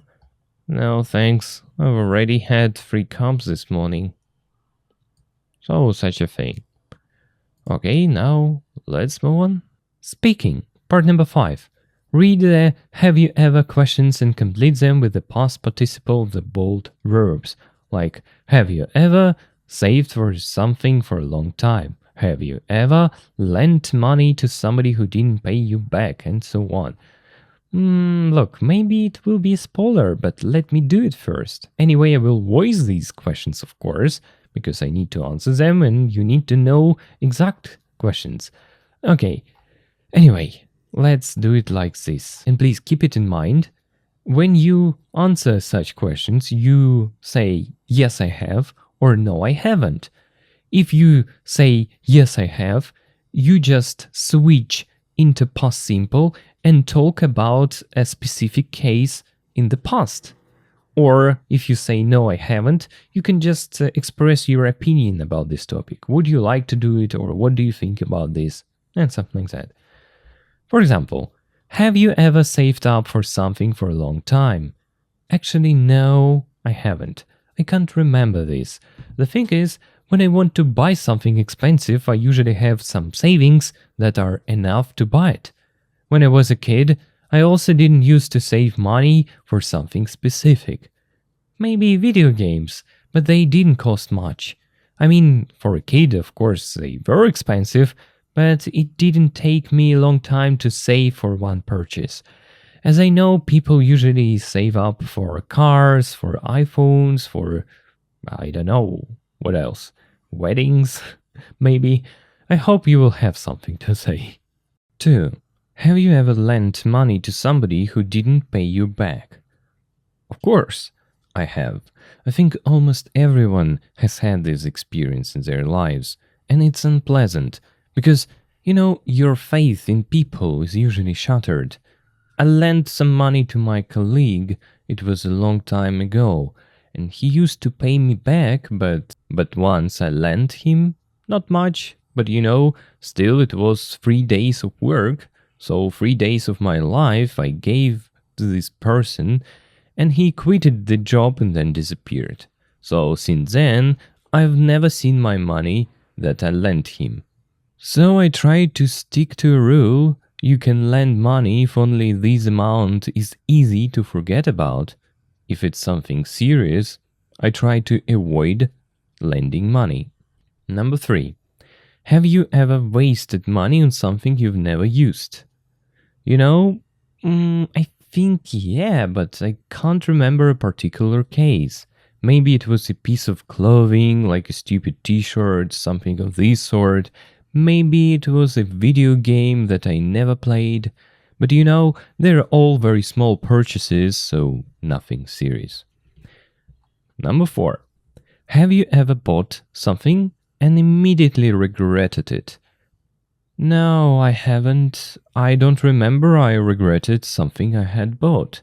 All phones, computers, devices, almost everything I bought was nice. Number 5. Have you ever inherited something from a relative? I think thanks God no. No, I haven't, because it usually means that someone dies and after that you inherit something. All my close relatives are alive, except unfortunately my grandma. My father inherited everything she possessed, and I think it's okay. So I never understand people who wait someone to die just for inheriting flats, houses, or other things. That's insane. Number 6. Have you ever bought or sold something on eBay or a similar site? In my country, we have similar sites, and yes, I have.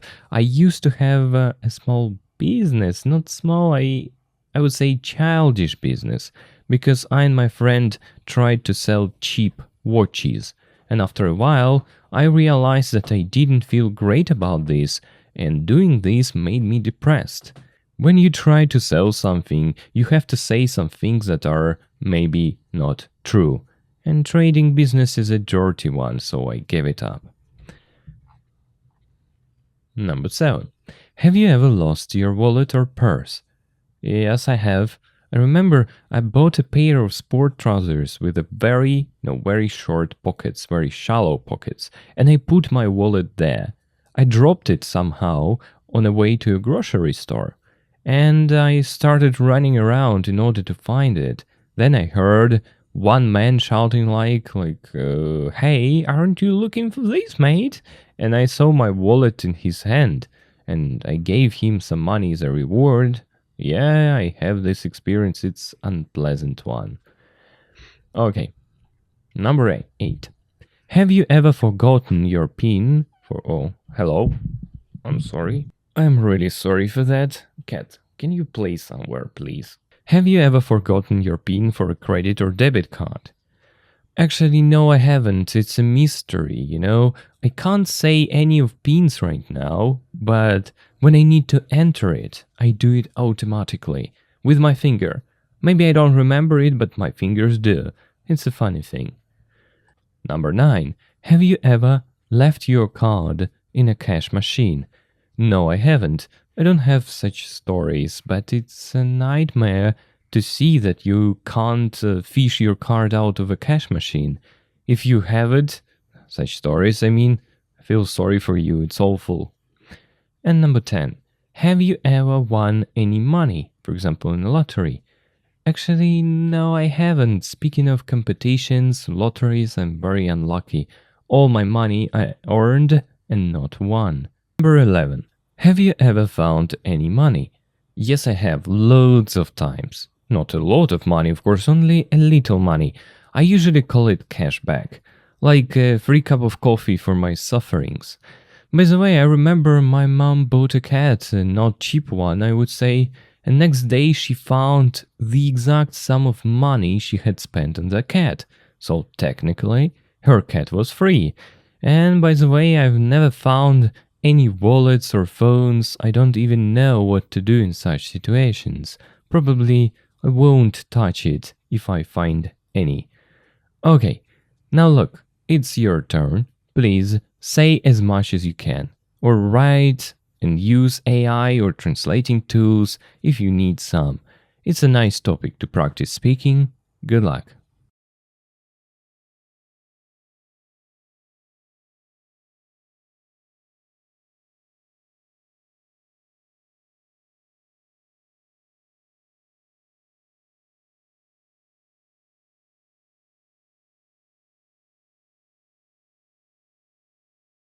Alright everyone, let's talk about scams. Have you heard this word before?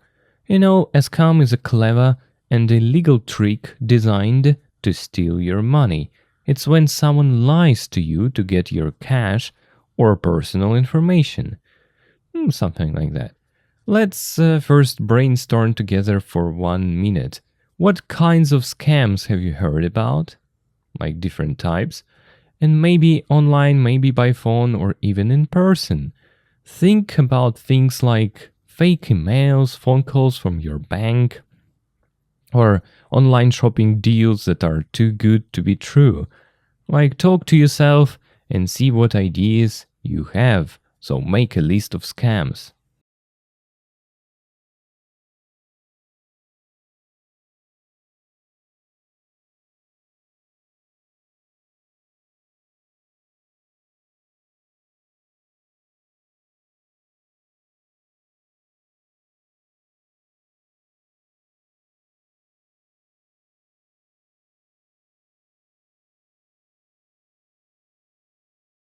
And now, let's take a look at common types of scams. Number 1, phishing, smishing, vishing, fake messages. How it works. Scammers contact you by email, phishing, text, smishing, or phone call, vishing, pretending to be from a trusted organization, like your bank, a government agency, a well-known company.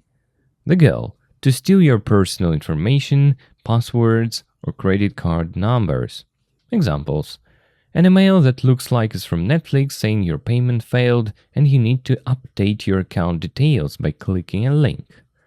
A text message from your bank about a suspicious login attempt with a link to a fake website. Or a phone call from Microsoft Tech Support claiming your computer has a virus and they need remote access to fix it. Next scam, the fake emergency or grandparent scam. How it works. A scammer calls or messages pretending to be a relative, often a grandchild, in desperate, immediate trouble, for example, arrested, in a car accident, stranded abroad, and so on, and they beg for money to be sent quickly via wire transfer or gift cards, pleading, "Don't tell my parents." The goal? To panic you into sending money before you can think logically or verify the story. Number 3. Online shopping, auction scams. How it works? You see an amazing deal on a website or social media for a popular product, for example, designer clothes, new electronics, puppies, at a very low price. The website is fake, and after you pay, you receive nothing or a cheap, counterfeit item. The goal? To take your money for a product that doesn't exist. Number 4. Prize or lottery scams. How it works? You get a call, email, or letter saying you won a huge prize or lottery, like the Spanish lottery from the lesson.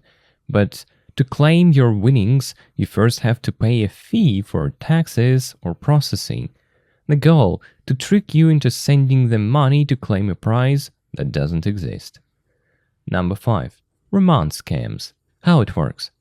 A scammer creates a fake profile in a dating app or social media and builds a romantic relationship with you. After gaining your trust, they invent a crisis, a sick relative, a failed business, and ask for financial help. The goal? To exploit your emotions and generosity for money. And the "Hi Mom, Dad" scam. How it works? A scammer texts a random number saying, "Hi, Mom, Dad, I've broken my phone. This is my new number." Then they follow up later asking for money to pay for an urgent bill, pretending to be your child. The goal? To exploit a parent's instinct to help their child in a crisis. And you can take a look at the golden rule. If it seems too good to be true, or creates a sense of panic or an urgency, it is very likely a scam. Always stop, think, and verify before sending money or information. Okay, let's move on. Part B. Analyze the email, be the detective. Okay, I want you to read this email. It's a real type of scam called a Nigerian prince or 419 scam. Your mission is to answer this. If you received this email, what would you do? Would you reply, delete it, report it? And most importantly, why? Just discuss it to yourself.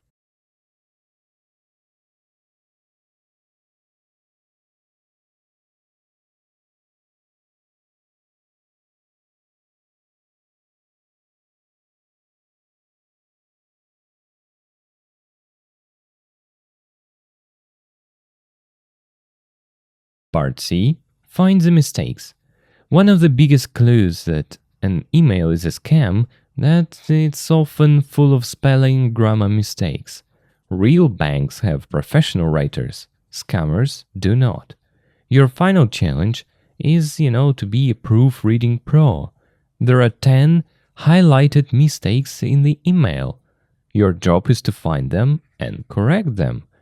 And look for wrong verb tenses, for example, or incorrect word choice, or missing words, or spelling errors. So this is your best weapon against scams, paying attention to the details. Let's see how many you can find.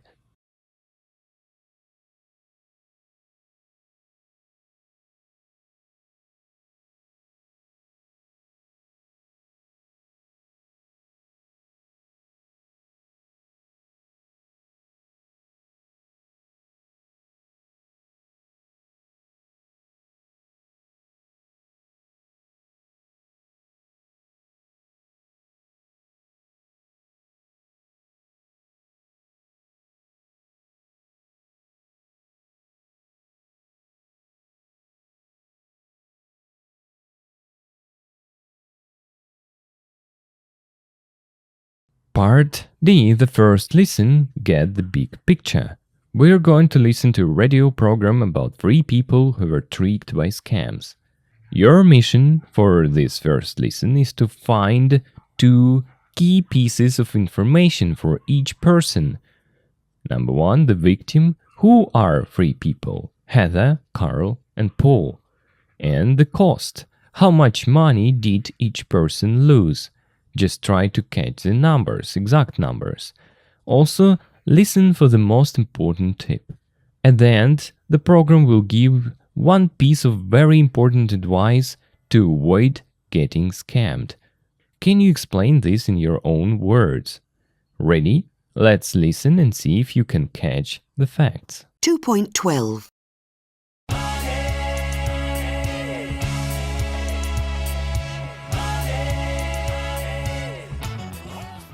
Hello and welcome to 5 Minute Money. Today we're talking about scams and scammers. Over 3 million people a year are victims of scams in the UK, and they lose an average of £1,200 each. So we all need to know what to look out for. We're going to hear 3 listeners' stories, and for each scam, we'll explain how to stay safe. Our first story is from Heather in Edinburgh. A few months ago, I got an email from a friend who was away in Berlin. He said he'd lost his wallet and needed money to get home. He asked me for my credit card details, and I thought, well, he needs my help, so I sent him a reply with my card number and everything. But there was no reply, and I got suspicious. And I checked my credit card, and somebody had stolen over £2,000. And of course, I never got it back. Ah, the friend abroad who needs help. But it isn't really a friend. It's a scammer who is using this friend's email account. Often this scam is obvious, either because you know your friend isn't abroad, or because the email has grammar and spelling mistakes. So always be suspicious of any strange emails from friends. The next story is from Carl in Hastings. I got an email saying that I'd won quite a lot of money in the lottery in Spain. It looked official and some of it was in Spanish, and last year I was on a holiday in Spain and I did buy a lottery ticket, so I believed it. So I emailed back and they replied and said the easiest thing was for me to send them my bank account details and they'd pay the money direct into my bank. So I did, and I feel so stupid saying this now, and of course the next day my account was completely empty. Luckily it was the day before payday and I only had about £200 in there, but I learnt my lesson. Yes, so again, never believe an email or message saying you've won a lottery, especially if you never bought a ticket. Our last story is from Paul in Bristol. I just got back from work. It was about 6 o'clock, and the phone rang, and a very polite woman said it was Barclays Bank Security Division, and that there was a problem with my account. She said that somebody had tried to use my password online and that my account wasn't safe. I was in the middle of buying a flat and I thought, oh no, this sounds bad, because I had quite a lot of money in the account. She said the best solution was to transfer all the money into a new account to make sure it was safe. So she gave me an account number and an account name. It was my name. It was called Paul K. New Account, and I thanked her. And immediately after the call, I went online and transferred all my money to this new account. And that was the last time I saw it. It was a real disaster. I lost £20,000 and I couldn't buy my flat. It's natural to cooperate if you think your bank is phoning you, but your bank will never ask you on the phone to transfer money to another account. If you get suspicious, just hang up, wait 10 minutes, then phone your bank to check if it really was them. So what's the most important thing to remember if you don't want to be the victim of a scam? Be very suspicious of strange emails from friends or from someone saying that you won a prize. And the same for phone calls from your bank. And above all, never, never give your bank account or credit card details to anybody, either in an email or on the phone, unless you are 100% sure who they really are.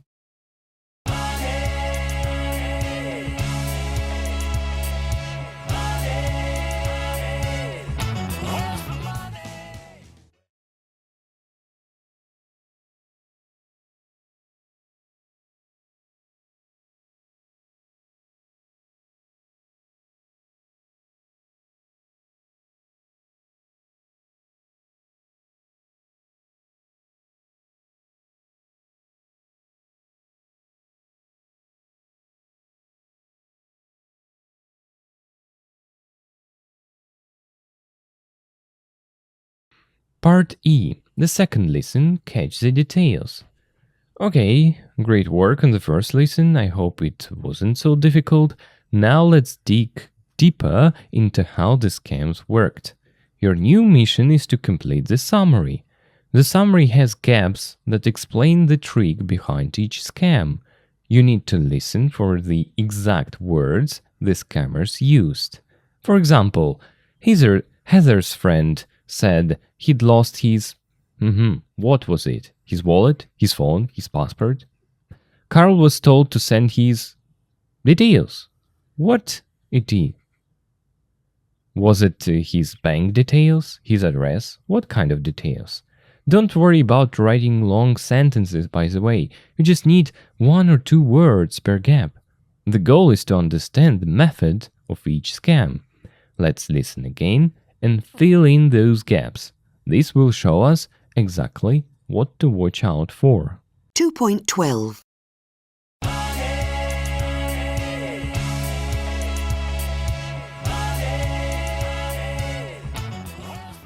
Hello and welcome to 5 Minute Money. Today we're talking about scams and scammers. Over 3 million people a year are victims of scams in the UK, and they lose an average of £1,200 each. So we all need to know what to look out for. We're going to hear 3 listeners' stories, and for each scam, we'll explain how to stay safe. Our first story is from Heather in Edinburgh. A few months ago, I got an email from a friend who was away in Berlin. He said he'd lost his wallet and needed money to get home. He asked me for my credit card details, and I thought, well, he needs my help, so I sent him a reply with my card number and everything. But there was no reply, and I got suspicious. And I checked my credit card, and somebody had stolen over £2,000. And of course, I never got it back. Ah, the friend abroad who needs help. But it isn't really a friend. It's a scammer who is using this friend's email account. Often this scam is obvious, either because you know your friend isn't abroad, or because the email has grammar and spelling mistakes. So always be suspicious of any strange emails from friends. The next story is from Carl in Hastings.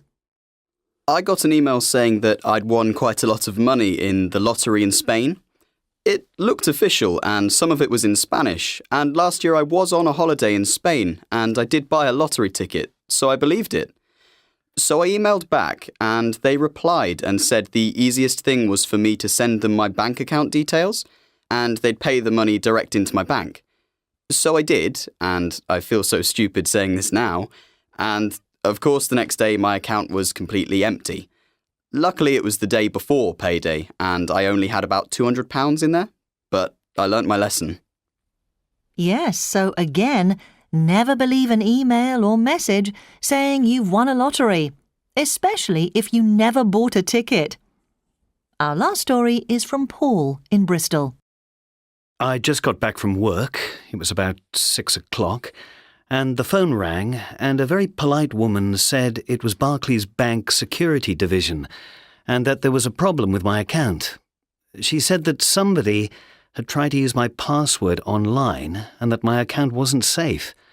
I was in the middle of buying a flat and I thought, oh no, this sounds bad, because I had quite a lot of money in the account. She said the best solution was to transfer all the money into a new account to make sure it was safe. So she gave me an account number and an account name. It was my name. It was called Paul K. New Account, and I thanked her. And immediately after the call, I went online and transferred all my money to this new account. And that was the last time I saw it. It was a real disaster. I lost £20,000 and I couldn't buy my flat. It's natural to cooperate if you think your bank is phoning you, but your bank will never ask you on the phone to transfer money to another account. If you get suspicious, just hang up, wait 10 minutes, then phone your bank to check if it really was them. So what's the most important thing to remember if you don't want to be the victim of a scam? Be very suspicious of strange emails from friends or from someone saying that you won a prize. And the same for phone calls from your bank. And above all, never, never give your bank account or credit card details to anybody, either in an email or on the phone, unless you are 100% sure who they really are.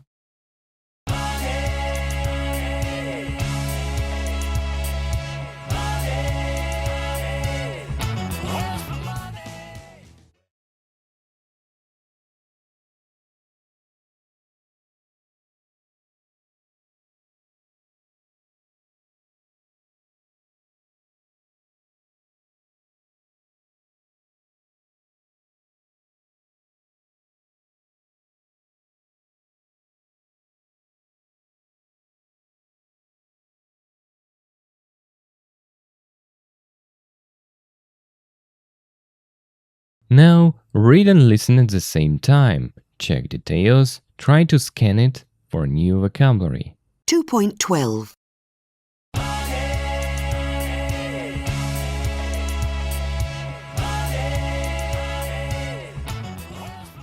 Hello and welcome to 5 Minute Money. Today we're talking about scams and scammers. Over 3 million people a year are victims of scams in the UK, and they lose an average of £1,200 each. So we all need to know what to look out for.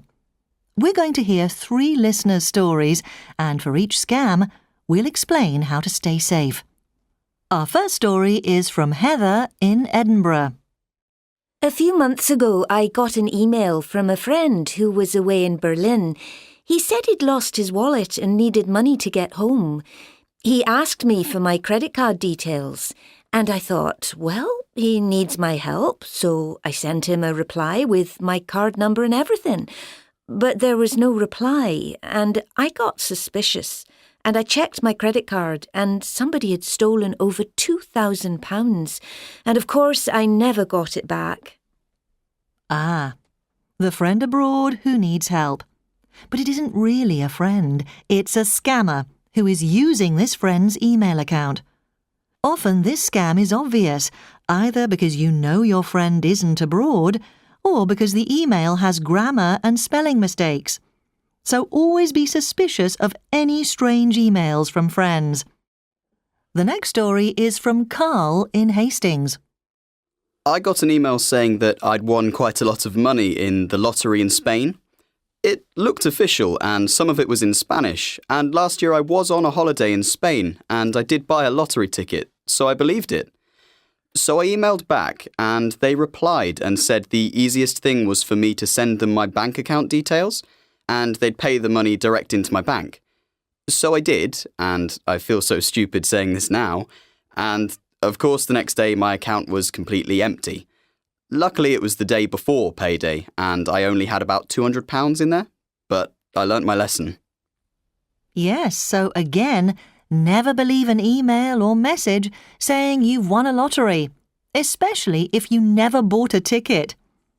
Our last story is from Paul in Bristol. I just got back from work. It was about 6 o'clock. And the phone rang, and a very polite woman said it was Barclays Bank Security Division, and that there was a problem with my account. She said that somebody had tried to use my password online, and that my account wasn't safe. I was in the middle of buying a flat, and I thought, oh no, this sounds bad, because I had quite a lot of money in the account. She said the best solution was to transfer all the money into a new account to make sure it was safe. So she gave me an account number and an account name. It was my name. It was called Paul K. New Account, and I thanked her. And immediately after the call, I went online and transferred all my money to this new account. And that was the last time I saw it. It was a real disaster. I lost £20,000 and I couldn't buy my flat. It's natural to cooperate if you think your bank is phoning you, but your bank will never ask you on the phone to transfer money to another account. If you get suspicious, just hang up, wait 10 minutes, then phone your bank to check if it really was them. So what's the most important thing to remember if you don't want to be the victim of a scam? Be very suspicious of strange emails from friends or from someone saying that you won a prize. And the same for phone calls from your bank. And above all, never give your bank account or credit card details to anybody, either in an email or on the phone, unless you are 100% sure who they really are.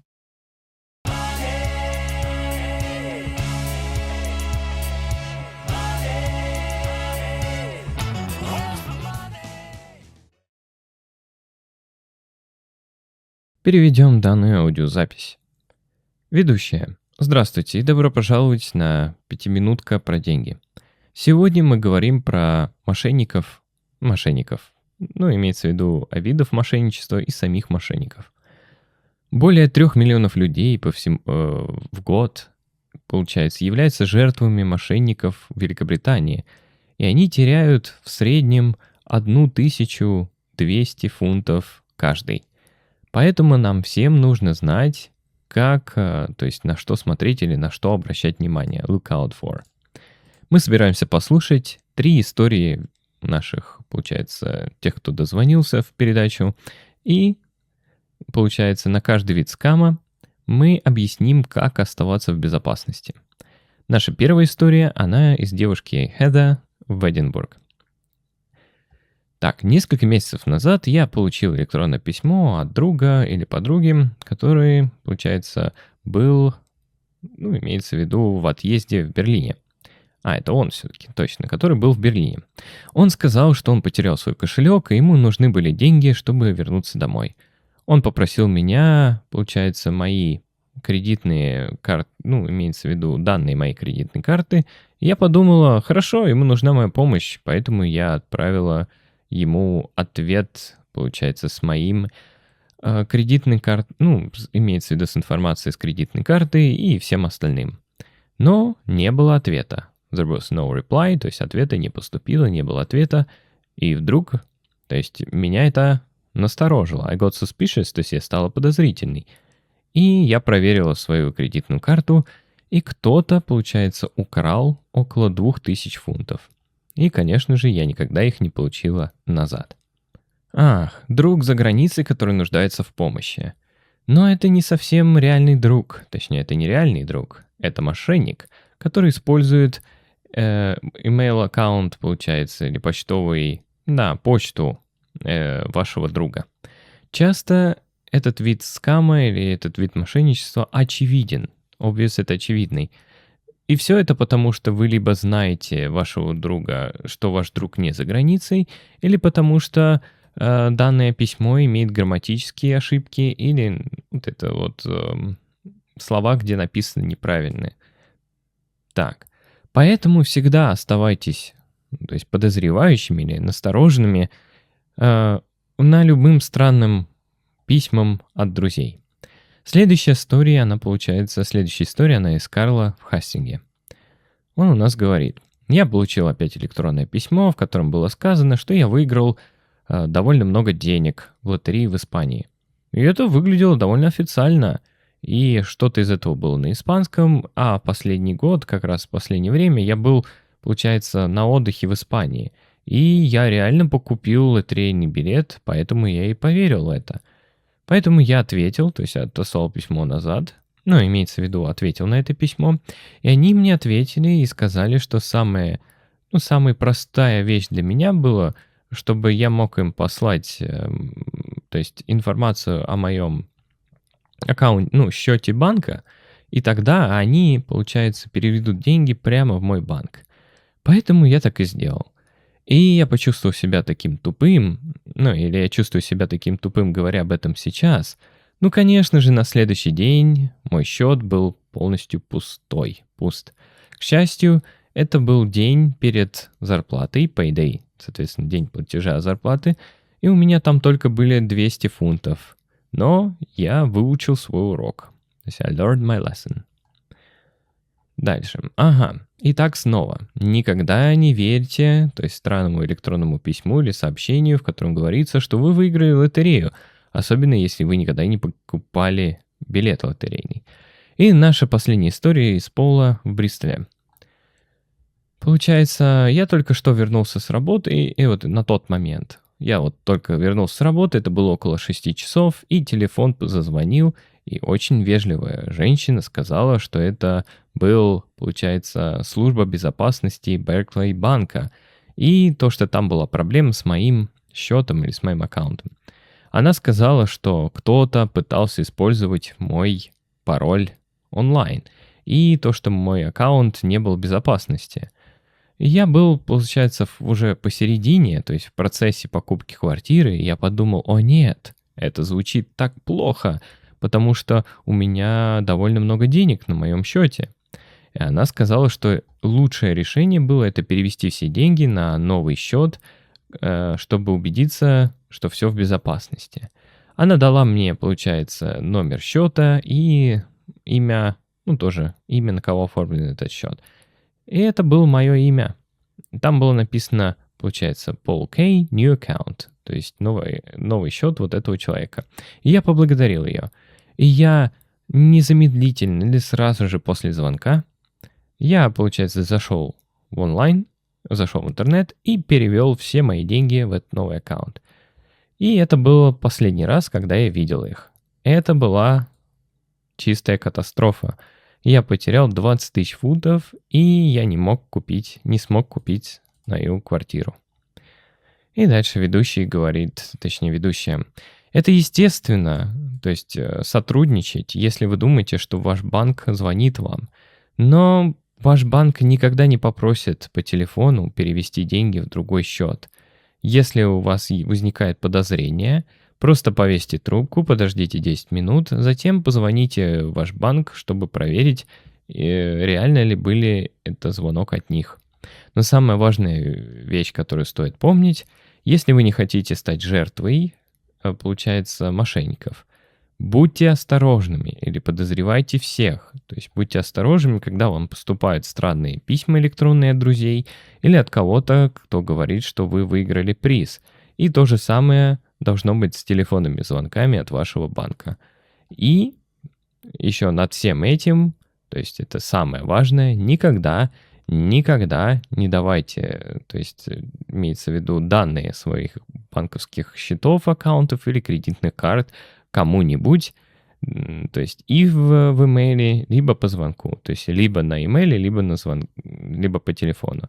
До тех пор, пока вы не будете уверены на 100%, до тех пор, пока не, то есть вы не будете уверены на 100%, что кто они реально такие. То есть вот такая вот аудиозапись. Part F. A discussion.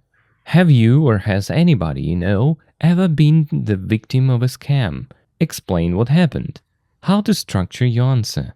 Number 1. Start with a direct answer. Say yes, no, not me, but someone I know. Give context. Briefly set the scene. What was a scam? Fake email, phone call, online listing, and so on. Explain what happened. Describe the trick or the story the scammer used. Give the result. What was the outcome?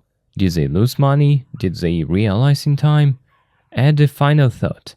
How did it make them feel? What did they learn?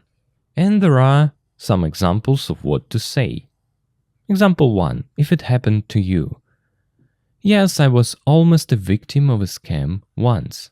I got a very convincing text message that looked like it was from my bank. It said there was suspicious activity on my account, and I needed to click a link to verify my identity. I was really worried, so I almost clicked it. But then I remembered that banks never ask for that information but text. I called my bank directly on the number from their official website, and they confirmed it was a scam. It was a scary experience, but it taught me to always double-check and never click on links in unexpected messages. Example number 2. If it happened to someone you know. Not me personally, but my grandfather had a problem with a scam. He received a phone call from a man who claimed to be his grandson. The man said he was in another city and had been arrested. He sounded panicked and begged my grandfather to send money for bail right away through wire transfer service. Luckily, my grandfather got suspicious because the voice didn't sound quite right. He called my cousin on his regular phone number to check, and of course he was safe at home. It was a huge relief, but it really shook up my grandfather.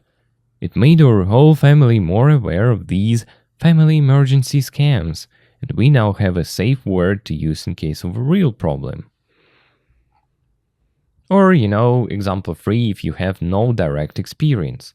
Like, no, thankfully, I've never been scammed and neither has anyone close to me. I'm usually very careful online. I'm skeptical of emails from unknown senders, and if an offer seems too good to be true, it usually is. But I've read a lot about online shopping scams, where people pay for things on fake websites and never receive them. I always make sure a website is secure before buying anything. I think being aware and a little bit suspicious is the best way to avoid them. So, and now we have some useful phrases, you can see them on your screen. Now, give your own answer, tell a story, and you can use this structure. So, good luck with this.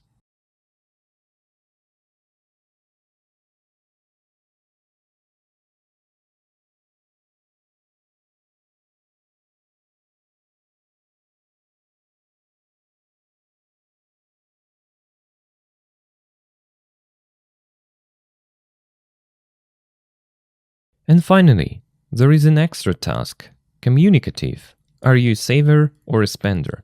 It's just a small quiz with some options to choose from and some questions. And then there will be some results in this case. So let me do it about myself and I will read it as well out loud. And then you will do this task but about yourself. So let's start with the question number 1. Do you normally have cash in your wallet? A. No, I always use my debit card. It's so easy now with the contactless payments. I can even pay for things with my phone. Actually, it's about me, so I'll choose this kind of on the spot. A little, yes. I've been in a situation where I needed money and I couldn't use my cards. Always. I don't like paying with cards. It's much harder to know how much you've spent. Next one. You've seen something you really love in a shop, but it's expensive. What do you do? I buy it without thinking about where I'll get the money for it. I use some of the money I've saved and buy it. I go home and see if I can find it on the internet for less money. If I can't, I don't buy it. Actually, for me, it's a perfect option. B. I use some of the money I've saved and buy it. 3.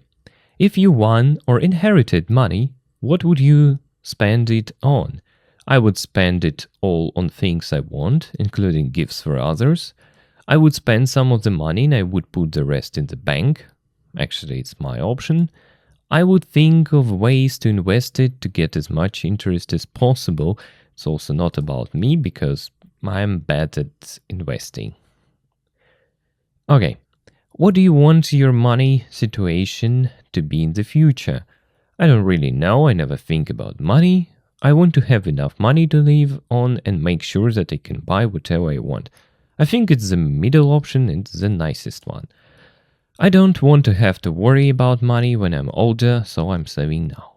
Now for me it's B. What's your attitude to saving money? I think saving money is a bad idea. It's better to spend it now. I know I should save some money, but I haven't always found saving easy. I do try though. I save money without thinking about it. I'm regular and consistent about it. Actually, for me, it's this one because I don't usually spend a lot of money. Next one. Have you ever borrowed money from friends or family? I've borrowed money quite often. I think it's good to ask for help when you need it. I try not to borrow money because it's easy to forget to pay it back. I hate owing people. I hardly ever borrow money because I always have enough saved for emergencies. Actually, for me, the answer is C. How do you feel about lending money? I'm pretty generous and don't worry too much about getting it back. I try never to lend money, especially to friends or family. It's always ended badly for me. It's the answer B. I don't mind lending money at a good interest rate if I get repaid on time. Next is, have you ever had a credit card? I use credit cards a lot. I never have enough money to pay for everything I want. Yes, I think they're usually useful. I don't like being in debt, but if I can pay it back quickly, it's okay. I don't like using credit cards, so I don't have one. I prefer paying by debit card, or in cash. For me, it's only debit card, so I would choose the answer C. When would you apply for a bank loan? If I wanted to go on holiday or to buy something I really wanted, if there was a real emergency, if I had the chance to invest in a business or some other investment opportunity, as long as it was safe. For me, it's only B, if there was a real emergency. So now I need to count. Not to count, but I need to spot the most frequent answer, A, B, or C. I think it's just B. It's B, B, B, B. I think it's the most frequent one. So, for me, the result is mostly B. And let's read it. Okay, I will do it like this. Mostly B. You're not a spender or a saver. You're somewhere in the middle. You know that saving is important and you do what you can to make sure you save money, but you don't spend too much time thinking about it. You don't have a problem spending money on holidays or things that you think are important, but maybe you're also afraid of taking risks with money. Actually, it's the perfect description for me. I quite agree with this. Now you will do this quiz yourself and then check your results in this section. So, good luck with this extra communicative task.